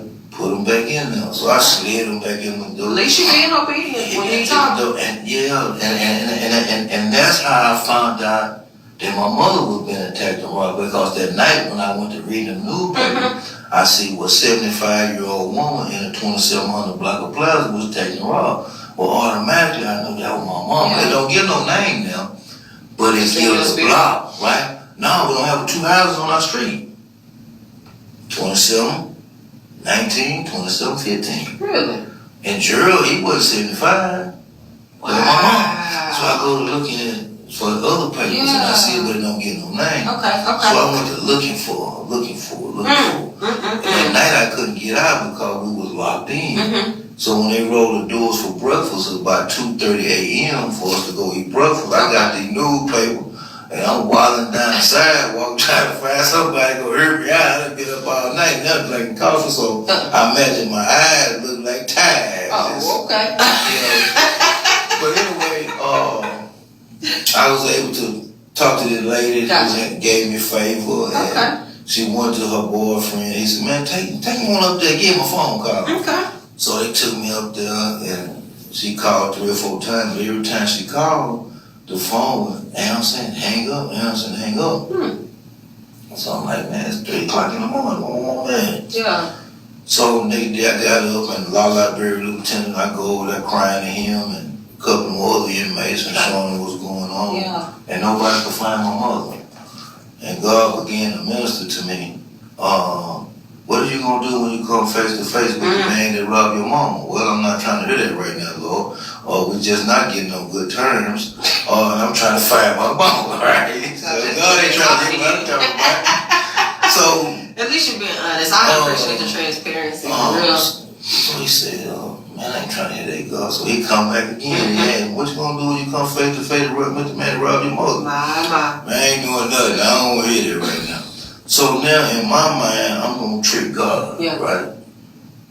Impossible, people. So I go back to my cell, and I get my handbook. Foolish thinking. And I count all the units in the state of Texas. Okay. And at that time, it was 156 of them, I believe. So I recounted them again and come up with the same number. So in my mind, I said, well, the next time God come to me, I got something for him. Okay. Do it. So on March the 7th, 2007, God came to me. I done wandered off the park, because many of them just let me go. Oh. Man, you ain't going, let him go. Oh, okay. So I'm wandering out the park. I don't know where I'm going, I'm there walking. So God came to me and said, what are you going to do when you come face to face with the man that robbed your mom? Now this time I'm cocky now. I've been waiting on you now. You didn't ask me 2 or 3 days now. I'm always waiting, right? So that day God asked me, and I said, I'm going to forgive him, Lord. Oh. And I walked by 4 feet at Chelsea, Mr. Davis. I found your mother. She in the hospital. Okay. She gonna have surgery at 2 o'clock, right? Okay. She said, go on and go eat. And when you finish, come to the challenge. I ain't hungry. I'm gonna talk to my mom. I know that's right. So we went on up there. I called my mother, and I began to scold her about the fact that why you didn't tell me that you had been attacked and robbed. What she said. And in the middle of my mess, she said, "Baby, you got enough on your plate to worry about." That's real. And I'm like, really? And I don't know the severity of it. You couldn't do nothing. But you could have told me. And at that time, we didn't have telephones in there, right? I get it. So, I done heard your voice now. I'm good. Okay. I feel good. Okay. I can go relate to the men. Hey, man, I talked to my mom. Everything good, right? So I forget about it. So she told me, well, when mama come up out of surgery, I'm going to come see you. Okay. So this was March the 7th to 2007. I guess she came about April. And I seen this girl pushing my mom. I said, like my mom right there. I said, nah, that ain't my mom. Yeah. She was in a wheelchair. Mm-hmm. So the girl pushing me. That is my mom. My mom was in a wheelchair. So that when they roll up on me, I look down and I see one foot. Yeah. I yanked that blanket up and I said, what happened to your leg? She said, I had it amputated from the robbery. And right then, it's like a ton just came over me. That when my mama needed me most in her life, I couldn't even be there to protect her. And that what drives me today, for young men that's out here being hard-headed and being disobedient. Yeah. So, that kind of subsided a little bit over time. You know, time heals things, but when we're going through it, we don't necessarily think so. Yeah, that's true. It's some of the greatest pain that we ever feel, regardless of what it is. We don't think that it's going to ever end. Correct. So, we go on through the rest of 2007, 2008. So February 2008 come around. And I'm down there on the part doing some hairdress. And when I say hairdress, I'm talking about in the day room with shorts on, gym shorts. And make that plain, because you know we ain't we in prison. So cut it up. I had my shorts on in the day room down there. You know, I didn't work that day. So they were bamming on that one. Bam, bam, bam, bam. Man, they want, man, I don't know, announcing on wonders. Bam, bam, bam. They said, man, them gang members out there, what? Man, it's about 60 of them out there. Really? I said, what's the man, I'm telling go. I said, what? And I remember it wasn't but a couple of years ago before I was attacked by a gang member. Okay. So now, you know, I'm on high alert. I imagine so. So I take my tennis shoes off and I put on my boots. Okay. I strap my boots up and I get my pistols, which was my gloves. Cause I didn't know what was finna go on, so I get strapped, put my pistol in my pocket. I get that. Oh, you say pencils? Pistols. The gloves, that's what they used to call it, cause you finna got that foul from. Oh, help me understand, cause I just learned something new today. Bang, bang, okay. I said, look out, man. I said, what's up? What's all this about? Man, no way, nigga rob Mama Davis. He over there on 4 bills. What's up? I said, what you mean on 4 bills? What's up? I said, man, that nigga can't stay real. We finna life like him. I said, what you telling me for? I'm not no game member. Whole ass nigga that can't be my mama. Want me to tell them he's not gonna do this. I don't know Mike, what's going on. I said, we all done something to somebody. Yeah. Right? Oh, nigga, we gonna get you too. I said, well, come on with it, right? God already prepared your heart beforehand. He was building me for these moments, right? And I didn't know what was going on. And neither did nobody else, right? So when this was going on, the administration already knew that I had been attacked when I was on the terrorist prevention unit, right? So now they don't holler when they say, well, I don't gas, they not enough for major. What? So they go get the gas guns and they suiting up with the gas. And they don't know they did because of the hit that was placed on my life, right? And I never did go to no kind of protected custody or nothing like that. I stayed in general population. I don't need in custody, right? I went to minimum custody one time for 6 months. That's because I refused to work, they say. Right? But that's another story. So, everybody dispersed or whatever, so I went back, threw my pistols up under the door and got my books and went to the chapel because I was teaching Bible classes and stuff. Okay. So when I go to the chapel, I said, look at the chapel. I said, let me see that master index up there. So the chief gave me the master index. So I see the guy's name on it. I said, call this guy up here for me. He said, all right, so he called the guy. Again, this is how Satan was trying to steal what God had for me. Because there's no possible way that this man should have been on the unit with me. Right? You done robbed this man's mama. She done lost her. That's what I'm saying. And you got there real fast. And then, within a year or so. Right? So when the guy came in there, he said, hey, Chapman, you called for me? He said, what's your name? He told me his name. He said, yeah, but I don't want you. He wants you for something. And right then I could have killed him. Right? Because he didn't know. So I got up, I stood up, and I said, man, my name is Daryl L. Davis, and you robbed my mom. Wow. No, I didn't do that. I said, yes, you did, but I forgive you. Yeah. And he fell in my arm, and he went to crying. And he said he'd been on that unit for 2 days. He hadn't eaten or showered. I said, don't worry about it, I got you. I'm scared. And I said, as soon as they open up that child, I'm gonna take you to go feed, right? So at that time, it wasn't nothing going in my mind, just taking care of whatever. Yeah. But later on, I said, man, that man had to be scared to death. I'm sure. That them people wanted to kill him behind my mama. And I'm telling him just sit there, I'm gonna take him somewhere, right? So when the child opened up, I took You him. never trust that one.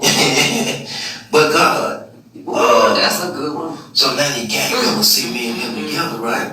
Oh, well, God, bitch, you can't be one, I'm gonna get both of Oh, now they them. gonna pull your card. They wanna charge you up. Yeah, because this is mine. So now whatever, man, y'all can do whatever y'all do. So I'm sitting there talking to him while we eating.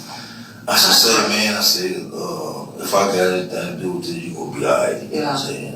Just do what I tell you to do. Okay. I said, when you finish eating, I'm gonna send word over there on 4, because he lived on 4 building. Right. I'm gonna send word to 4 building and tell them to roll you dough. Okay. Go in there and get your shower stuff. You come out, you shower. If you want to go back in your house, you can go back. Even though I wasn't a gang member, I had a lot of weight. Right. On the and that's the first time I ever heard the term politician. Right? I said, that's what a politician had made. He politicking up there somewhere. And I never knew what it was, right? Because that's something about making money, right? So he got settled in things, and saved his life. Today I want to get him out of prison. Okay. He got 75 years for that. Really? Should he have went to prison, of course, but should he have been thrown away? No. He was just a young kid out here on drugs, right? Society don't look at that. Yeah.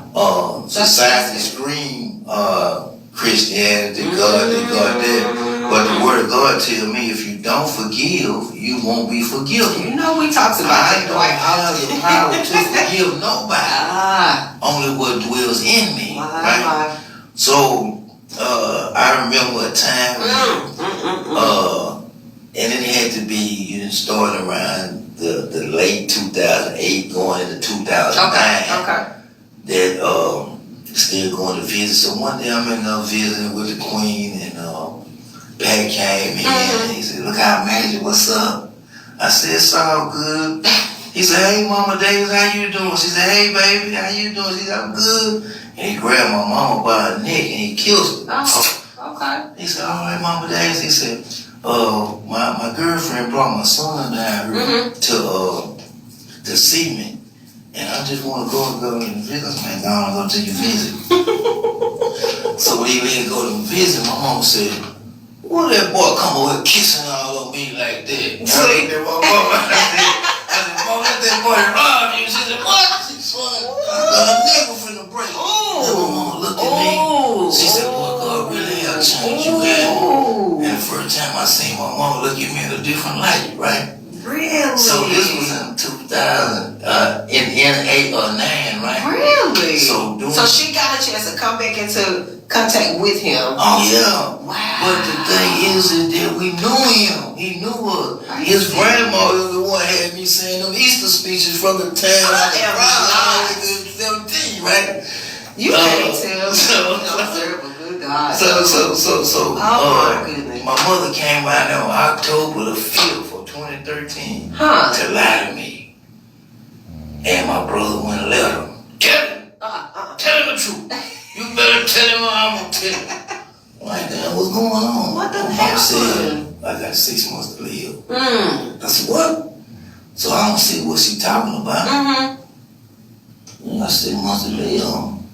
You know, all right. Well, no, I said, well, God, so, we got to pray about this. Yeah. And he was in there with his mama and him. And me and him both saw my mama together for the last time. And when I got out, I got in college. I didn't go to school down there. I didn't want no further education. I just stayed in that chapel and that law library. And you wasn't doing no work either. Sounds like. You look just empty my book. Well, you paid. No, but So anyway, and me and his mother was classmates at Texas College. really? Yeah, she graduated before I did. A year before I did. So she had graduated in 19, and I graduated in 20 and 2021. Okay. With back-to-back graduations. They made a movie about me. That is powerful, His though. son is in my movie. What's the name of the movie? I can't remember what the name of it. So you gotta come back to the chat after you watch your video and put that in the chat so the people will know what the name of this movie is. My director, which was Heath Freeman, was directed 12 Years a Slave. That's what. And his brother was my lawyer. Okay. And Kenny Griesby and Grayson Lackley, they was my cameraman, my director, and they have over 400 hours for the show, and they pitched it out. But I got out and I hooked up with his son. I was going to his son little league games and stuff like that. Wow. And trying to replace what he lost, because somebody had to replace me being there for my son. So he eventually came up for parole. Who? The guy that Roger Mom. No, he's not That's not coming what you up for parole. I thought that's what you were saying. His son. His son. Okay. So you got out and started helping his son. His son. Gotcha. And his son was in relationship. middle school. And I give him bicycles and stuff like that. Okay. Last year his son was a freshman at Stephen F. Austin University. He had turned out to be a good kid. And once you start growing, we get to smelling ourselves and stuff like that. Of course. Especially as young men. But as far as I know, he hasn't been in any trouble and stuff like that. It takes a big person to do exactly what you just said. You are a true living testimony in regards to exactly what we're supposed to do in situations like that, and really truly forgive. Like that took a lot. Well, it wasn't me. That's God. Yeah. Me. Yeah. Because in life, where I'm from, is there's two things you don't mess with: a man and his money, and his mother. The mother and the money. And at that time, he had violated my mother. So it's only by God's grace that I was able to forgive and to continue to have communication with him. And not only that. Again, what are the odds of you having 156 prisoners? Come on. Now that's and real right this there. dude is, you come face to face with him. What do Satan want you to do? That's and real. what do God want you to do? I like that. So when I get out, they track me from space. Like I was a really bad guy. They had me with an ankle monitor with a GPS tracking device on. If I said I was going to the address next door and I step on the property, I'm going to jail because this wasn't on my list. And they tracked me like this here for a whole year. And as soon as they take that monitor off of me, 6 months later, I'm into some trouble. So the first thing come to my mind is, damn, nigga, you can't function outside a controlled environment. You've been out here for over 16 months. That's Longer, 19, because that's took real right 13, Say that. took 13 months to get the ankle monitor off. No violence, no nothing. And as soon as you take it out, I'm back in jail. 6 months later. You cannot function. What is it about you need somebody to control your management movements of your life? What is it? So I began to play that, and ain't nobody watching on me like that, right? So God bless me, to come do that right there. Okay. And I was in school at the time. Really? And through the midst of my journey since I've been out, I started school in 2016. Okay. I had 2 degrees by 2021 going to jail. I remember you telling me that too. So again, that's not me, because a lot of people say, man, I'm out here trying to do right. You're right. And I'm still getting these storms. You're right. I'm still doing this here, and I'm still going to jail. Folks still chilling at me. Man, I just might as well just give up. That is. But I can't quit. That's enough to make a person want to give up. Yeah, but you can't. Just listening to your story, I know me and my flesh. I mean, I can just be honest about myself. Like, I don't think I would have had enough patience to sit there with that man. Oh, well. I don't think I would have had enough patience to allow him to touch my mama. Well, we say. But that's me carnally speaking right now. You understand what I'm saying? So I'm just saying, yeah, you're what right. we do and to You're right. be placed in that You're right. situation. So when someone going through something, I'm not gonna put that key in them and say, I wouldn't do this or I do this, because we don't know what we will do. That's true. When you're back up Until we against the wall. actually face that situation, Ugh. right? So, That's a lot. but that's where the love of Christ come in at. And that's how when you know that you chosen. So even with when I had that monitor on, so I put Lincoln Park because I want to get involved in the community. Okay. So they used to have this group that used to. When did you get out? I got out on June the 5th of 2015. Okay. And so I guess it had to be March or April of 2016. Okay. I still had the monitor on. And they had this guy on Good Friday. And I don't know why they call it Good Friday, because if you add Mother Mary wasn't good to her and her family. Rumor has it. I don't think she would say it was a Good Let's Friday. talk But about anyway, it. Yeah, that's another day. Come trust and believe we'll be back. So anyway, Trust and believe we'll be I back. go up to Lincoln Park where they was giving kids out there with the kids, Yeah. the Easter baskets and all that shit. With your Easter speech, you know what I'm saying? And but they were dealing with the kids with the eggs and all this real. So I seen a couple of dudes out there, and they said, "Man, we had a bet on you, man. Oh. That if you ever see that nigga rob your mom, boy, you gon' kill him. Oh my goodness. Well, that nigga better be glad you didn't see him down there." I said, "Man, I seen him, and I forgave him." No. You lying? Little did they know. No, man. Oh, no, not you.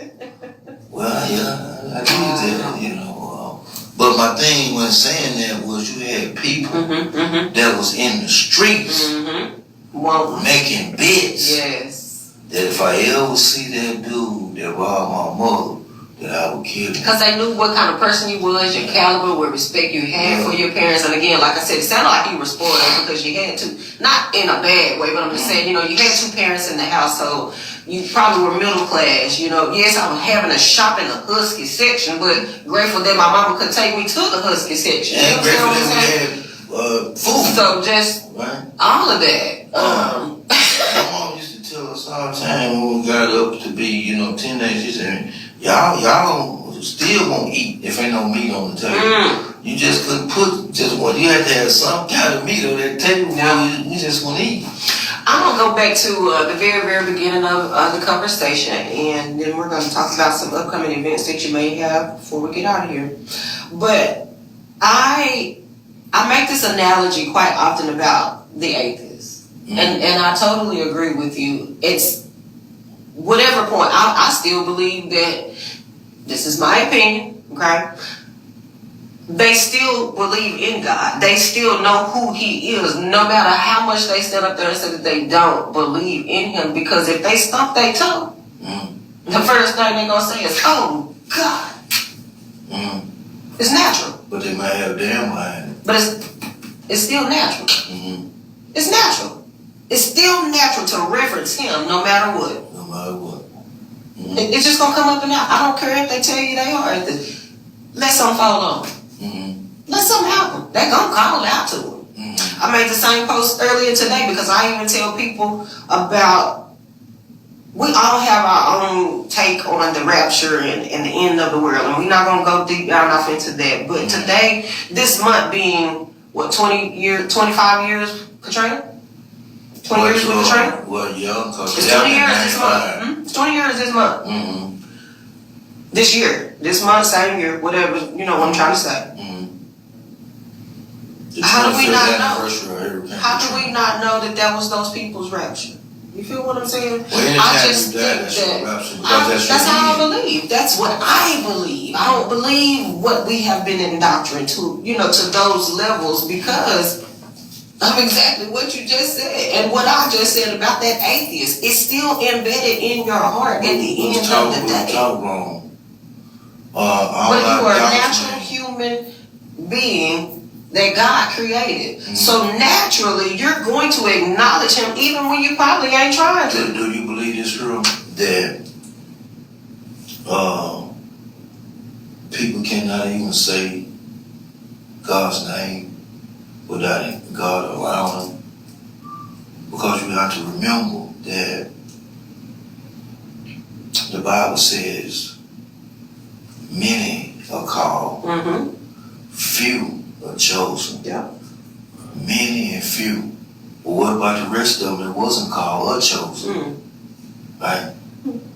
Remember when he said, all that you have given me in my hand, I have lost none?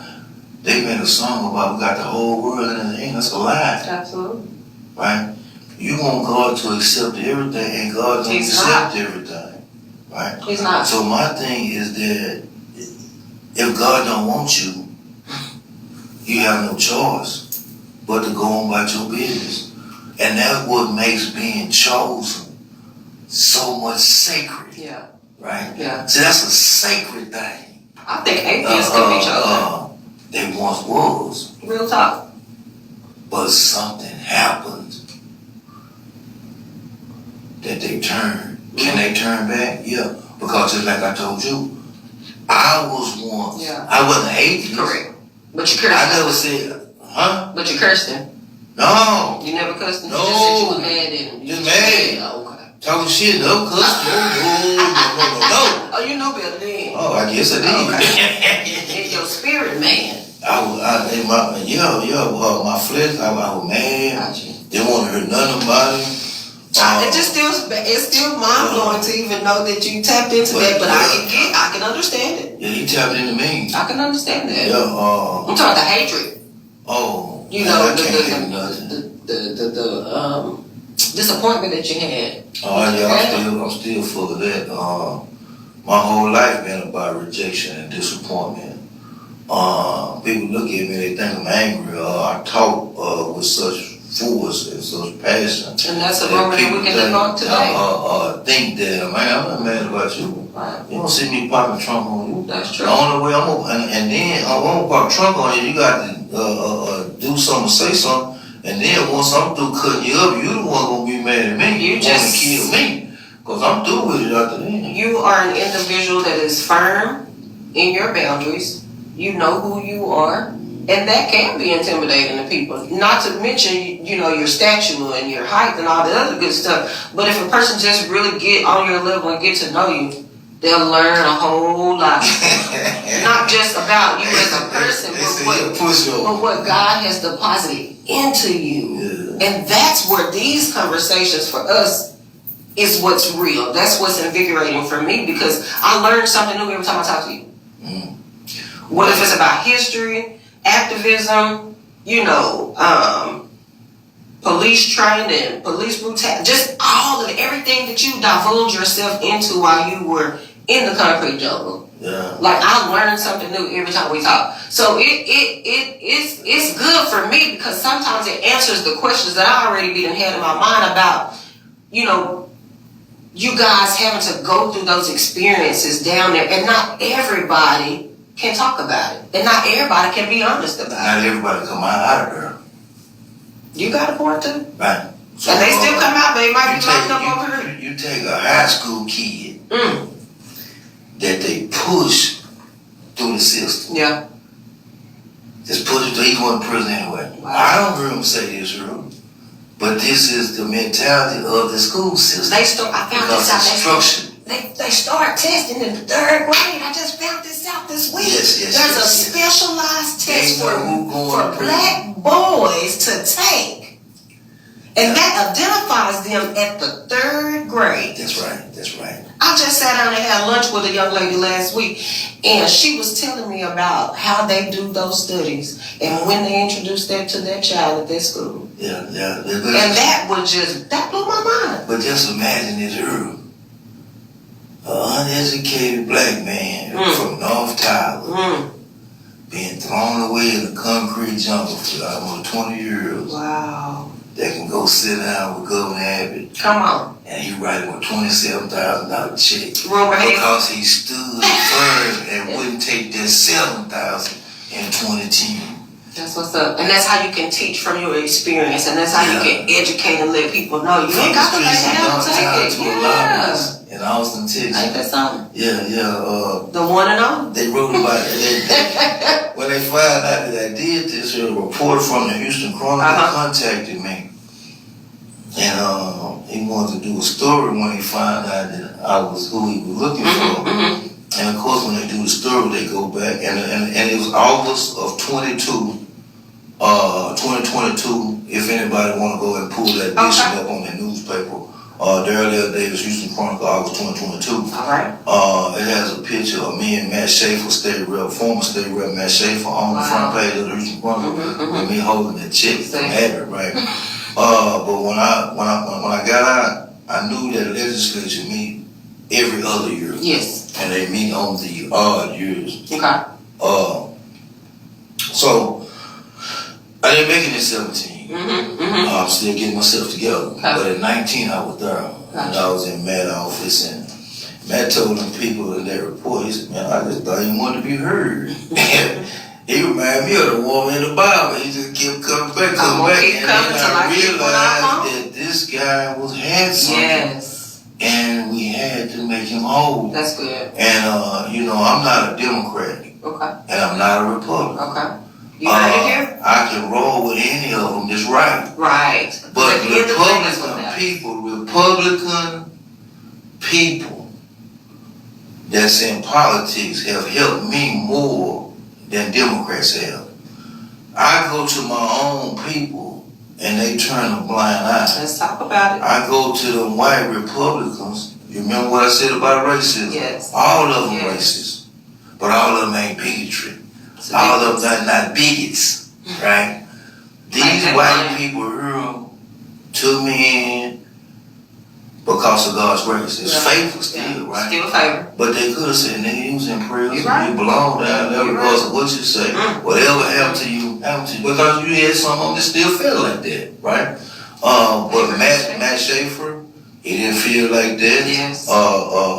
Brian Hughes, the state senator, he didn't feel like that. Nor Abbott, right? And those are the three that people that look like me say they can't stand. Come on. How can you stand something that you don't know? Come on. Right? If I don't know nothing about that pit bulldog, I don't know if he's gonna tear my ass up or not. Okay. Right? That's real. So I have to be. I'm gonna give him benefit of the doubt. He might not bite. Yeah. Right? So you have to get up on people. Yes. To get people to know people. That's right. And for them to know you.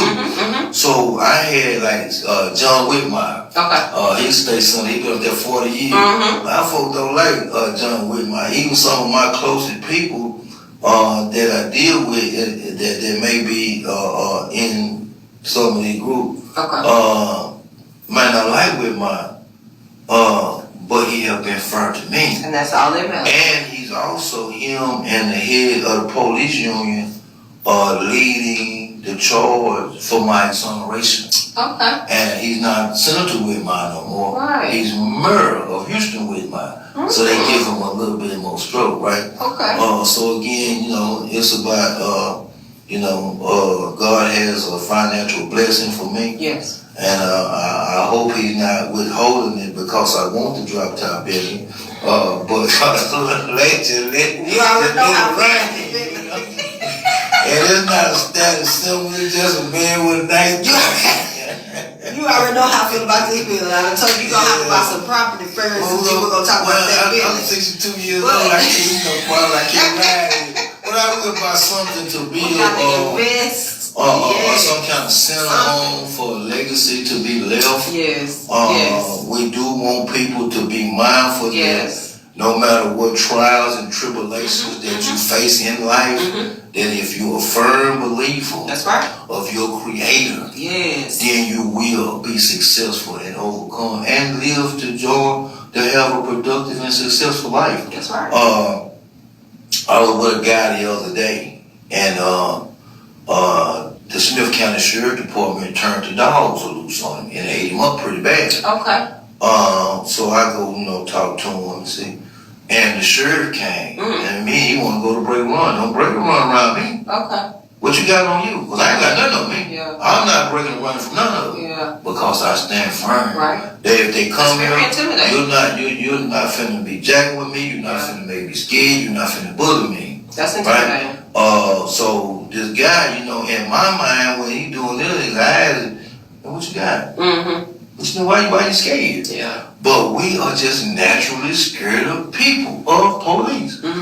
You're right. You're absolutely And right. we shouldn't have to be. live like that. We shouldn't have to be in fear like that. And that's another, we're gonna pin that one too, because that's another topic for another day. If I tell y'all, me and Mr. Davis, we could talk about politics, we could talk about our personal testimony for hours, just so y'all know that, because that is just how inspirational his story is, guys, like seriously. So if you get a chance to check out the movie, you said it's August?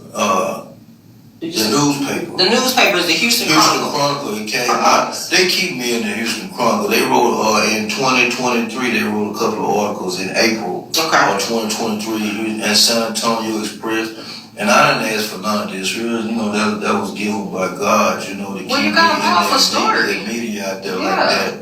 And some of the stuff that I have been through, as far as in different areas of my life. And like, we probably done already been in here an hour and a half or 2 hours, and we never have got to the point that when God gave me continuing faith in Christ Ministries. That's why I said, also was in 2006. That's why I said, we could expound on so many different attributes that you do have, but I wanted the people to just know who you were a little bit, get the taste of your story, because we definitely gonna bring you back. We're gonna bring you back. We're gonna have some more conversations, whether if it be about how we can empower and educate, our community about what to do when they are pulled over, or who do you need to contact if you feel like there are things that, are not resolved in reference to racial discrimination or police brutality or police training, different things of that nature. We're not here to establish any divide racially, but we are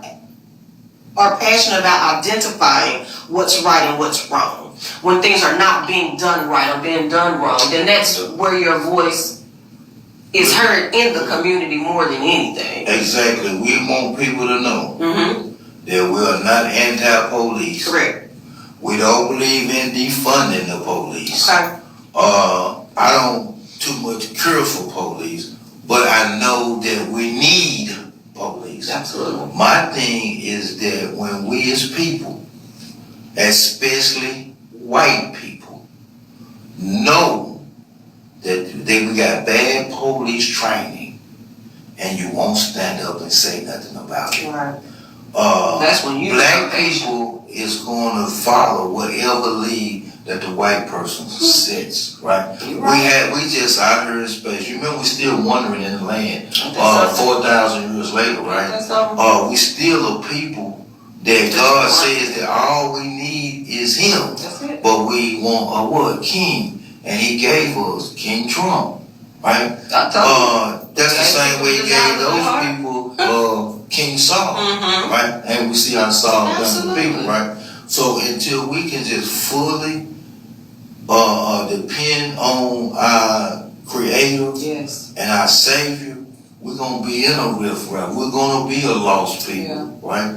And we're gonna be a people that will reject what I'm saying because it's too hard to fathom or understand. Absolutely. Who he think? He don't know what he talking. I know what I believe. But why you like to up like that? Why you?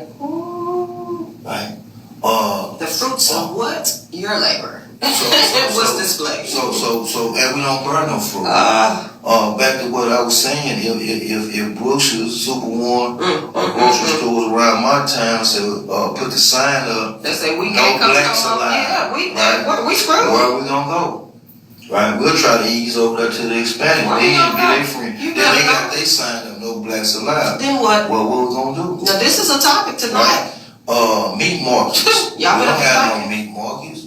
Guns. We got a few of them, but not like they got. And then we can't shoot And it's ours. too late to be thinking, honestly, because we still so far behind. Like, and nobody's even thinking about unifying. It's I don't know. Like I said, we can go on for 5 more hours on that, because I get on a tangent on that, because that chaps my hide. Because it's too much complaining and not enough working. When you can actually invoke a little bit of change, or let your voice be heard. It's just not enough of that. What if you think you're going to lose your job, or they already didn't cut y'all benefits, so you should be worried about losing no benefits because you're not getting none no way. Well, Miss Shaw, my thing is with black people That's how I is feel. that we want to be number uno, number one. We don't want to work together with each other to come up with anything, right? We do not trust ourselves, right? So when you don't trust yourself, you cannot It's hard to trust somebody partner else. with nobody. That's true. Them Hispanics come over here. I mean, they It'll be 20 of them come. in one house, Yeah. right? And they got a plan when they come. You doggone right. They got a plan. This is We've gonna been work. 1,000 years. After we get $10,000, we're gonna go get somebody else this house over here. Y'all other ones gonna stay on over here. We're gonna go ahead and build another 10, and then they gonna go. And then all the women gonna stay in the house. And they gonna do what they need to do, but they put their little killers and bits together and feed everybody in the house. And ain't nobody fussing about, well, why you got my shoes on? Well, why you looking at my man like that? Well, why you talking to my kid like that? You understand what I'm saying? Like, it's a whole plan, and they apply the plan, and they beat us to it. And they perfected. You heard it. Yeah. And we still talking about Thou Shalt Overcome. I ain't singing that song. Kumbaya. All right. So- We had a president. I'm just saying, you are. That looked like me. We are in last place. His name was Barack Obama. I think that was history making. Mm-hmm. But what we fail to realize, Barack Obama didn't like black men. He never put a black man in a lifetime position. Supreme Court Justice. Come on, talk about it. We talking about lifetime facts. positions. We talking about Circuit facts. Court judges. We talking about facts. He only had one black male in his cabinet, and that was Eric Holder, who was the first United States Attorney General. We talking about facts. But he loved black women. And Absolutely. he could have easily got a white woman I'm because sure. his mama was white. I'm so for sure. They probably came in from all That's sides. their cousin, Hmm. right? He's related to the presidents down through, and he's in that bloodline, that lineage. And what he did was allow, now, ma'am, people, sir, whatever you are, I don't have no problem. Don't come for me. If you do, Because it's facts. then you have to feel the wrath of my mouth. But he allowed the LGBTQ, another gender of people, to take civil rights and march on. Absolutely. With civil rights got us so far, and it wasn't no more. Yes. But the LGBTQ, you can't say nothing about them. Not a word. Right? They have protection. They have Yep. orders signed Yep. that they are protected. Yes. But we as black people here in the states of white America, we don't have executive orders to Nothing. protect us from police brutality, Nothing. from each other. We don't have any, nothing, Nothing. right? But other people have took what our founding fathers and mothers have laid out for us and took and went on by their business and ain't looked back. And made it seem like to us it was the best thing since sliced bread, and you want it, and this is what you need, and here you go on a silver platter, the American dream. And we just been screwed. That's it. But hey, this is Rumor Has It with Sha Shaw again. Daryl Davis, Unlock Potential. We can go on about this for hours because that's just what we're passionate about. But I do thank you guys for tuning in. I'm just going to go ahead and stop right here with our conversation. Let you guys know that we have some upcoming events that is going on this weekend. I'm so glad that Unlock Potential, he actually has a mentorship program that does drone training.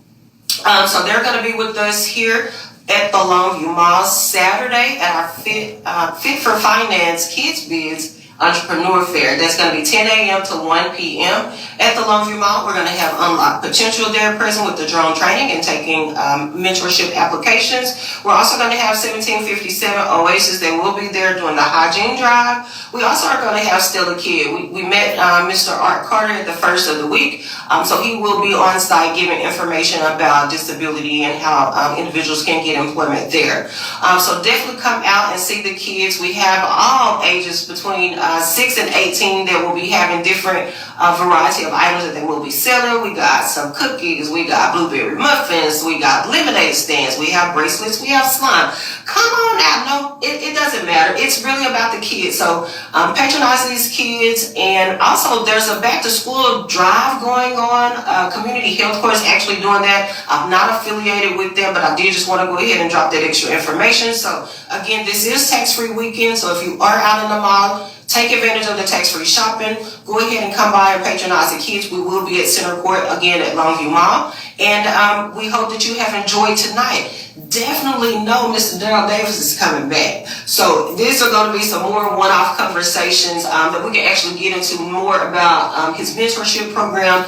And then the other things that he actually does in the community. I want you guys to hear the knowledge that he loves to share, the history, a lot of things that can empower us to give us those tools, especially our Black men. And I thank you for checking me on that. Not like, in a bad way, but checking me so I can continue to do better with my choice of words. No, I'm being for real. I'm talking about, that's how we talk, but I'm just saying like, Yeah, I got you.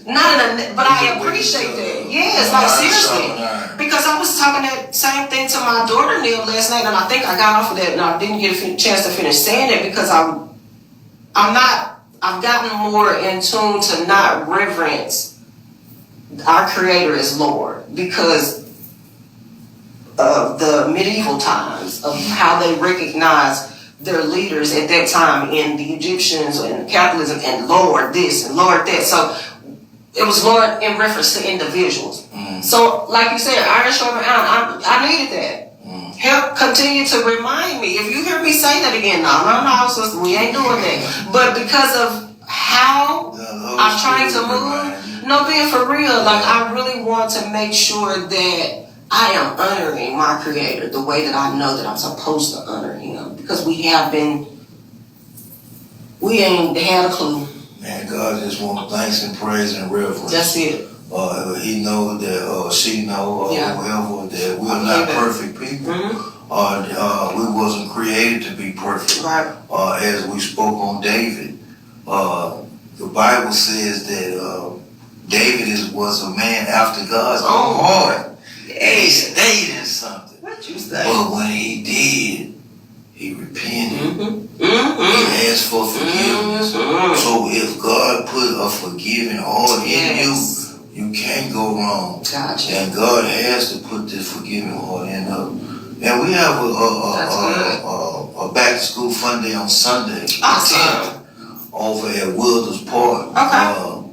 We was asked at Wilders Park. Okay. And we'll be giving kids or school supplies and backpacks.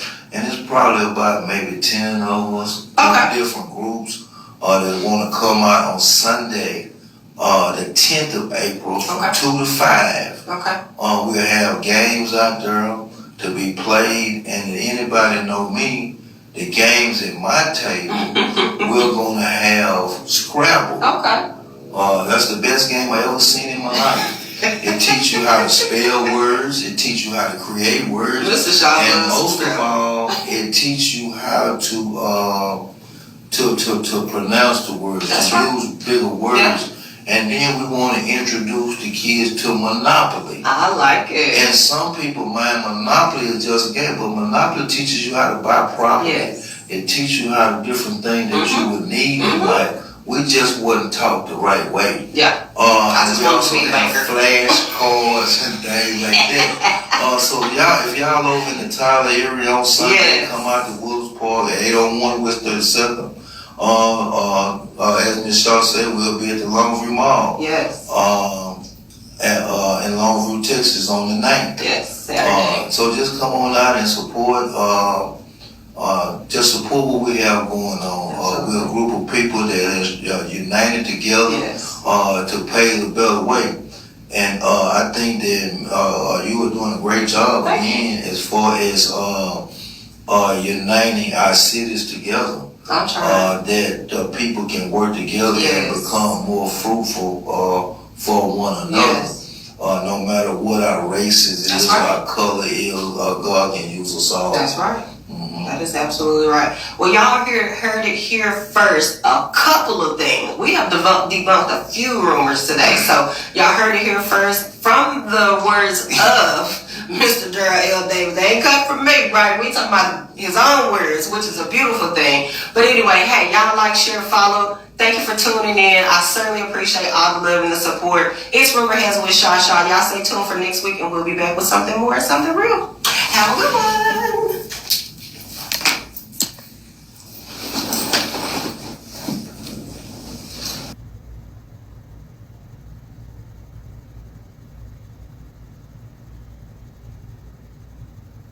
Now you got two, I don't want to say not only famous, but it was like heartfelt, real moments. There's a third one as well.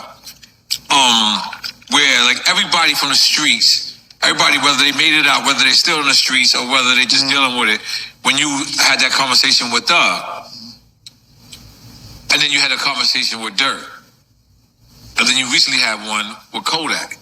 But I would like to break down each three of those. And Pooh Shiesty. And Pooh Shiesty, okay. Shout out to Pooh. I just talked to his dad a week ago. Because we had one, and I regretted to have this conversation, but With Dolph? with Dolph, I told Dolph, I was like, I actually asked him, I said, yo, you ever think about moving out your city? Mm-hmm. And he was like, nah, they love me in my city. And I was like, you know what? Most rappers fail in their own city. And I kind of like alluded to like, maybe like, you know, look for another place somewhere else, just, you know, to have. And his exact words were, or almost to the T, that shit like that could never happen to me in my city. Yeah, I can't tell you how much. Bro. Let me finish though. I can't tell you how much when because that moment that you had was the same moment I had, right? And I didn't want to be right. Yeah, you never want to be You know right. what I'm saying? So, like, I can't tell you how much I cried because I was like, damn, I actually warned the brother, but, you know, like, I respect him, and I know not to talk down on the young generation. Yeah. I know to talk to them and not down, and sometimes not even above, just talk to them direct. So I was speaking to them direct, and I didn't want to be like, yo, you know what, young brother, like, but you did. You cut deep. I believe the first one started with Dirk. So let's start with Dirk. First one, Pooh Shiesty. It was Pooh Shiesty? Okay. Pooh Shiesty, King Vaughn. Okay, King Vaughn was there? Yeah, King Vaughn joined. King Vaughn died a week after our podcast. Damn. Wow. We had King Vaughn, and in that same interview, rest in peace, King Vaughn and PNB Rock in that same interview. You've been to the base. You've been to that one, the oldest studio. They all together. If you look at the picture, rest in peace, you got King Vaughn, and this whole clip is a clip. It's King Vaughn, it's Gil, me, PNB Rock, and standing right next to him at the door was Cheese, Gil's son. God bless. Wow. God bless. Oof. So you gotta understand this. That was the first conversation with Pooh Shiesty. No, I did Pooh. Okay. You know what I mean? I look at it like this. Nori, you know, and I know, anything can happen to you anywhere, because Nori is from Miami, born and raised. This live in Miami. He can walk in any restaurant. This is when you know you made it. He can walk in any restaurant, they gonna make him a plate, he can just do whatever. He can go and stay in anybody's house, he can do whatever. He live in Miami. So for him to say that, he was that. Right. And Dolph, rest in peace of Dolph. Right. Dolph was one of the most smartest, business-minded musician, first people in the rap game I ever talked to. Right. He knew the game. So I talked to him from a place of this. I'll be 46, June 21st. I love being Unc. I love that I made it this, because most of our homies ain't make it to C17. Right. They ain't make it to C18. Right. You know what I mean? And, and everybody in this room probably got like, the older dudes, we got about 25 homies that's not here no more. Yep. That's dead, that's gone. Not counting the other 25 that's in the penitentiary that's never gonna make it back. Yep. So to be out here living life, I want them to see that. Right. I want them to be able to get over the hump and be like, damn, I ain't got no hair no more. Right. Like, that's a different vibe. It's a little scary. Like, you cheating too. So we're gonna get to that. I'm mad as shit. Stop rushing. hate people here my age. Yo, did that. Okay, We gonna get there. We'll get to that. But so what happened is, I gotta talk to them from a place of, I know, this is what I know. Right. Everybody going to see them, and they going, yes, man. Right. They got to be around. Even some, you know how many times I talk to some of these young boys, and the old head to be in the crew be like, I'm glad you told him that he need to hear that. Why you ain't saying that to him? Yeah. Paycheck is that strong? Right. You don't want to get sent home? Right. So it's like, nobody else going to tell them this shit. Right. Because everybody, I don't need you, Neff. I don't need your money. I don't know need Pooh Shiesty's a young kid. What made you? I seen Pooh energy. I had to Okay. give it to him, and I seen what he had going on. Okay. So I stepped to him. I said, Neff, what you doing? On the drive, I said, yo, man, don't disrespect your blessings. Right. I mean, because you looking at all this shit. Right. You talking to, as you gotta understand this, Nori. In this game, we coaches. Right. Coaches last longer than players. Phil Jackson had Mike and Kobe, baby. Yeah. I'm gonna see all y'all players come through. I'm gonna still be coaching, nephew. Yeah. So I'm just giving you game because I done seen you before. I done seen you in the streets, and I done seen you in the industry. All right. Is it